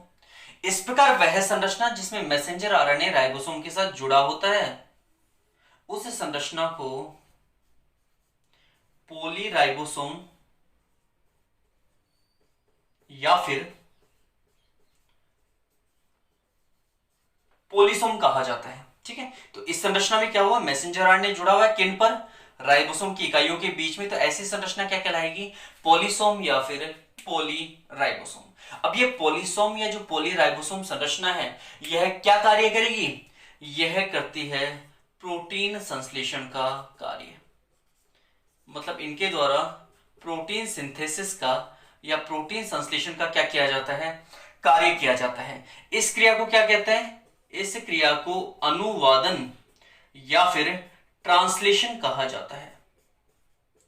इस क्रिया को क्या कहते हैं, अनुवादन या फिर ट्रांसलेशन। इसका मतलब है जो पॉलीराइबोसोम या पॉलीसोम संरचना थी जिसमें मैसेंजर आरएनए राइबोसोम के साथ जुड़ा हुआ था, उस संरचना के द्वारा किसका संश्लेषण हो रहा है, प्रोटीन का संश्लेषण हो रहा है। इसका मतलब कुल मिलाकर हम ये कह सकते हैं कि जो मैसेंजर आरएनए है उसका कार्य क्या है, तो मैसेंजर आरएनए का कार्य है प्रोटीन का संश्लेषण करना। बात समझ में, मैसेंजर आरएनए का मुख्य कार्य क्या हुआ, प्रोटीन का संश्लेषण करना। ठीक है, अब एक वैज्ञानिक आया जिसका नाम था स्प्रीन। ये कब, 1965 में। तो स्प्रीन नामक वैज्ञानिक कहता है, जिसने 1965 में अपने एक स्टेटमेंट दिया, एक वक्तव्य दिया। इसमें स्प्रीन कहते हैं कि जो मैसेंजर आरएनए कोशिका द्रव्य में आते हैं वो सभी राइबोसोम के साथ नहीं जुड़ते हैं। किसके साथ नहीं जुड़ते हैं, सभी के सभी राइबोसोम के साथ नहीं जुड़ते हैं, बल्कि कुछ ऐसे भी मैसेंजर आरएनए के अणु होते हैं, जैसे मैसेंजर आरएनए का अणु आ गया। अब इनमें क्या हुआ, ये तो मैसेंजर आरएनए राइबोसोम के साथ जुड़ गए, पर कुछ ऐसे मैसेंजर आरएनए और हैं जो कोशिका द्रव्य में आते हैं लेकिन राइबोसोम के साथ नहीं जुड़ते, बल्कि ये जो मैसेंजर आरएनए है वो किसके साथ जुड़ते हैं, प्रोटीन के साथ। और प्रोटीन के साथ जुड़ने के बाद इन संरचनाओं को सम्मिलित रूप से राइबोन्यूक्लियोप्रोटीन कहा जाता है। ऐसी संरचनाओं को क्या कहते हैं, राइबोन्यूक्लियोप्रोटीन। ठीक है, इस प्रकार वह संरचना जिसमें मैसेंजर आरएनए किससे घिरा हुआ होता है, प्रोटीन से घिरा हुआ होता है। बीच में मैसेंजर आरएनए आ गया, चारों तरफ क्या बन गया इसके, प्रोटीन का आवरण। तो ये कभी भी पॉलीराइबोसोम या पॉलीसोम संरचनाओं का निर्माण नहीं करते, मतलब प्रोटीन संश्लेषण में भाग नहीं लेंगे। ऐसी संरचनाओं को यानी कि ऐसी राइबोन्यूक्लियोप्रोटीन संरचनाओं को स्प्रीन नामक वैज्ञानिक ने सन 1965 में एक नाम दिया और इन्हें कहा इन्होंने इन्फॉर्मोसोम। क्या कहा इन्होंने इन्हें, इन्फॉर्मोसोम। तो इन्फॉर्मोसोम नाम किसके द्वारा दिया गया है, स्प्रीन नामक वैज्ञानिक के द्वारा। कब दिया गया, सन 1965 में। तो स्प्रीन 1965 में इन्फॉर्मोसोम कहते किसे हैं, ये उन संरचनाओं को इन्फॉर्मोसोम कहते हैं जिसमें मैसेंजर आरएनए किसमें लिपटा हुआ है, प्रोटीन के आवरण में। किसमें लिपटा हुआ है, प्रोटीन के आवरण में। ऐसी संरचना को राइबोन्यूक्लियोप्रोटीन कहा जाता है और इन्हीं राइबोन्यूक्लियोप्रोटीन को क्या कहते हैं, इन्फॉर्मोसोम। ठीक है, अब ये इन्फॉर्मोसोम क्या करेंगे, देखिए सामान्यतः जो मैसेंजर आरएनए होता है पॉलीराइबोसोम या पॉलीसोम बनाकर प्रोटीन संश्लेषण का कार्य करता है, यानी कि अनुवादन या ट्रांसलेशन करता है। लेकिन जब इन्फॉर्मोसोम का निर्माण होता है, जब किसका निर्माण होता है, इन्फॉर्मोसोम का निर्माण होता है, उस समय ये इन्फॉर्मोसोम लंबे समय तक, क्योंकि इनका जीवन काल छोटा होता है, ये जो मैसेंजर आरएनए थे जो राइबोसोम के साथ जुड़े हुए थे और जो प्रोटीन संश्लेषण कर रहे थे, वो जैसे ही प्रोटीन संश्लेषण हुआ ये क्या हो जाएंगे, नष्ट हो जाएंगे। मतलब ये जो मैसेंजर आरएनए थे वो किस प्रकार के थे, अस्थायी मैसेंजर आरएनए जो राइबोसोम के साथ जुड़ रहे थे। लेकिन अगर कोई मैसेंजर आरएनए प्रोटीन के आवरण में बंद हो जाता है, यानी कि क्या बनाता है, राइबोन्यूक्लियोप्रोटीन या फिर इन्फॉर्मोसोम बनाता है, तो कैसा हो जाता है, तो वह हो जाता है स्थायी। मैसेंजर आरएनए सामान्यतः अस्थायी होते हैं, लेकिन अगर प्रोटीन के आवरण में बंद हो जाएंगे, मतलब क्या बना देंगे, इन्फॉर्मोसोम, तो कैसे हो जाएंगे, स्थायी हो जाएंगे। मतलब लंबे समय तक क्या रहेंगे, सुरक्षित रहेंगे। और अगर लंबे समय तक सुरक्षित रहेंगे तो कोशिका को जब भी प्रोटीन की आवश्यकता होगी तब प्रोटीन संश्लेषण में कौन सहायता करेगा, ये इन्फॉर्मोसोम। क्योंकि ये जो मैसेंजर आरएनए थे ये तो छोटे जीवन काल थे, छोटे जीवन काल के थे, या फिर ये तो क्या कर रहे थे, नॉर्मली प्रोटीन संश्लेषण कर रहे थे। लेकिन अगर मान लीजिए किसी वजह से प्रोटीन संश्लेषण नहीं हो पा रहा इन पॉलीराइबोसोम या पॉलीसोम संरचनाओं के द्वारा, अगर प्रोटीन संश्लेषण नहीं हो पाएगा तो उस समय विपरीत परिस्थिति में या प्रतिकूल परिस्थिति में प्रोटीन संश्लेषण कार्य करने का कौन करेगा? अब ये इन्फॉर्मोसोम करेंगे। ठीक है, तो इन्फॉर्मोसोम क्या होते हैं? ऐसे मैसेंजर आरएनए के अणु जो किसमें लिपटे हुए हैं? प्रोटीन में। ऐसे अणुओं को क्या कहा जाता है? इन्फॉर्मोसोम कहा जाता है। ठीक है, नाम किसने दिया? स्प्रेन नामक वैज्ञानिक ने। कब दिया? सन 1965 में। क्या काम करते हैं? विपरीत या फिर प्रतिकूल परिस्थितियों में प्रोटीन संश्लेषण करने का कार्य। स्थायी कौन से हैं? ये मैसेंजर आरएनए जो कोशिका द्रव्य में आकर राइबोसोम के साथ जुड़ गए, ये मैसेंजर आरएनए स्थायी है, या वो मैसेंजर आरएनए जो प्रोटीन के अणुओं में लिपटे हुए हैं वो स्थायी है? तो ध्यान रखना कौन से स्थायी है? इन्फॉर्मोसोम स्थायी है, मतलब वे अणु स्थायी हैं जो प्रोटीन में लिपटे हुए हैं। ठीक है, किसमें लिपटे हुए हैं? प्रोटीन में। अगर अनुपात देखा जाए इन्फॉर्मोसोम में आरएनए और प्रोटीन का, तो ये होता है 1:4। मतलब 4 भाग तो होते हैं प्रोटीन के और 1 भाग किसका होता है? मैसेंजर आरएनए का। मतलब मैसेंजर आरएनए के एक अणु के चारों तरफ प्रोटीन के कितने अणु उपस्थित होते हैं? 4 अणु। यानी कि मैसेंजर आरएनए को प्रोटीन पूरी तरह से क्या कर लेगा? घेर लेगा और उसकी क्या करेगा? लंबे समय तक सुरक्षा करेगा या उन्हें संरक्षित करेगा जब तक कि कोशिका को प्रोटीन संश्लेषण की आवश्यकता नहीं हो। ठीक है, तो सामान्यतः कोशिका का प्रोटीन संश्लेषण इन्हीं के द्वारा किया जाता है, लेकिन अगर किसी वजह से ये प्रोटीन संश्लेषण नहीं कर पा रहे तो फिर कौन करेगा? इन्फॉर्मोसोम करेगा। बात समझ में? तो हमने यहां पर 2 तरह की चीजें देखी हैं अभी इस वीडियो में। एक हमने यहां पर देखा है 2 प्रकार के आरएनए। दो प्रकार के मैसेंजर आरएनए। पहला देखा था मोनोसिस्टोनिक। इस प्रकार के मैसेंजर आरएनए यूकेरियोटिक कोशिकाओं में पाए जाते हैं। चूंकि इनकी संरचना में केवल एक ही सिस्टोन होता है, अतः केवल एक ही प्रोटीन का क्या करेंगे? संश्लेषण करेंगे। दूसरी की अगर बात की जाए तो वो था पॉलीसिस्टोनिक।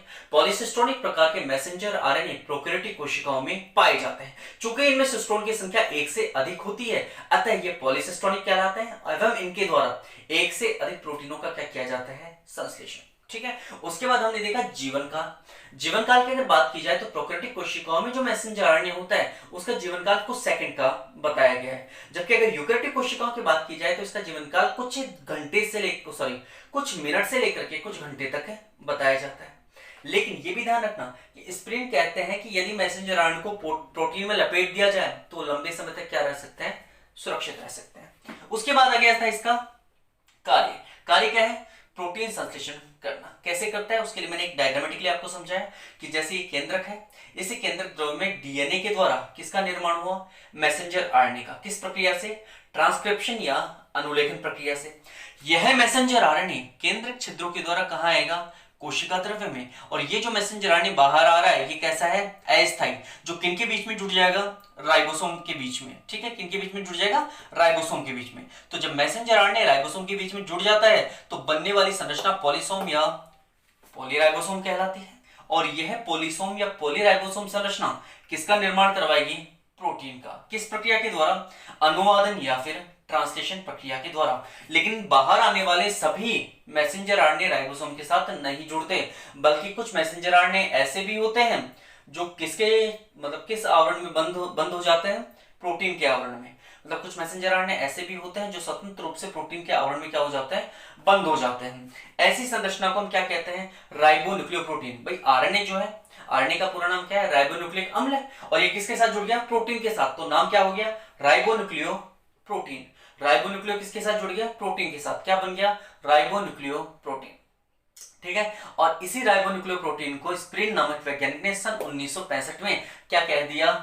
इन्फॉर्मोसोम। ठीक है, ये इन्फॉर्मोसोम लंबे समय तक सुरक्षित रह सकता है, संरक्षित रह सकते हैं। और जब भी कोशिका में कोई प्रतिकूल परिस्थिति आती है, यानी कि जब सामान्य प्रोटीन संश्लेषण नहीं हो पाता, तो उस प्रतिकूल परिस्थिति में प्रोटीन संश्लेषण का कार्य किसके द्वारा किया जाएगा?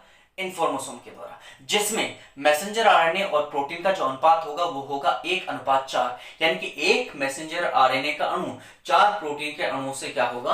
आवृत होगा। ठीक है, तो ये था आपका मैसेंजर आरएनए कंप्लीट। ठीक है, कोई भी डाउट है, कुछ भी समस्या है आप पूछ सकते हैं। ये था पूरा आपका मैसेंजर आरएनए। मोस्ट ऑफ जो पॉइंट है यहाँ पर, एक तो पॉलीराइबोसोम और पॉलीसोम वाला होता है, एक इन्फॉर्मोसोम वाला होता है। एक अनुपात ध्यान रखना कि मैसेंजर आरएनए कितना होगा और प्रोटीन कितना होगा। इन्फॉर्मोसोम का एक और नाम है, क्या नाम है? राइबोन्यूक्लियोप्रोटीन। ठीक है, तो ये कुछ चीज है जो आपको क्या रखनी है ध्यान। एक और ये चीज भी ध्यान रखना कि स्थायी कौन सा है और अस्थायी कौन सा है। ये स्थायी है इन्फॉर्मोसोम, और ये जो मैसेंजर आरएनए जो राइबोसोम के साथ जुड़ते हैं वो कैसे हैं, अस्थायी है। ठीक है, तो आपका मैसेंजर आरएनए हो गया है कंप्लीट। तो इस मैसेंजर आरएनए का कार्य क्या था, प्रोटीन का संश्लेषण करना। प्रोटीन का जो संश्लेषण है वो अनुलेखन प्रक्रिया द्वारा मैसेंजर आरएनए बनेगा, मैसेंजर आरएनए फिर अनुवादन प्रक्रिया द्वारा किसका निर्माण करेगा, प्रोटीन का। ठीक, अब जो नेक्स्ट वीडियो आएगा उससे नेक्स्ट वीडियो में हम स्टडी करेंगे राइबोसोमल आरएनए की, मतलब आरएनए की, जिसके बारे में टीसीएस और वॉटसन नामक वैज्ञानिक के द्वारा सन 1958 में बताया गया था। तो इसकी स्टडी करेंगे हम नेक्स्ट वीडियो में। ठीक है, चलिए, थैंक यू सो मच।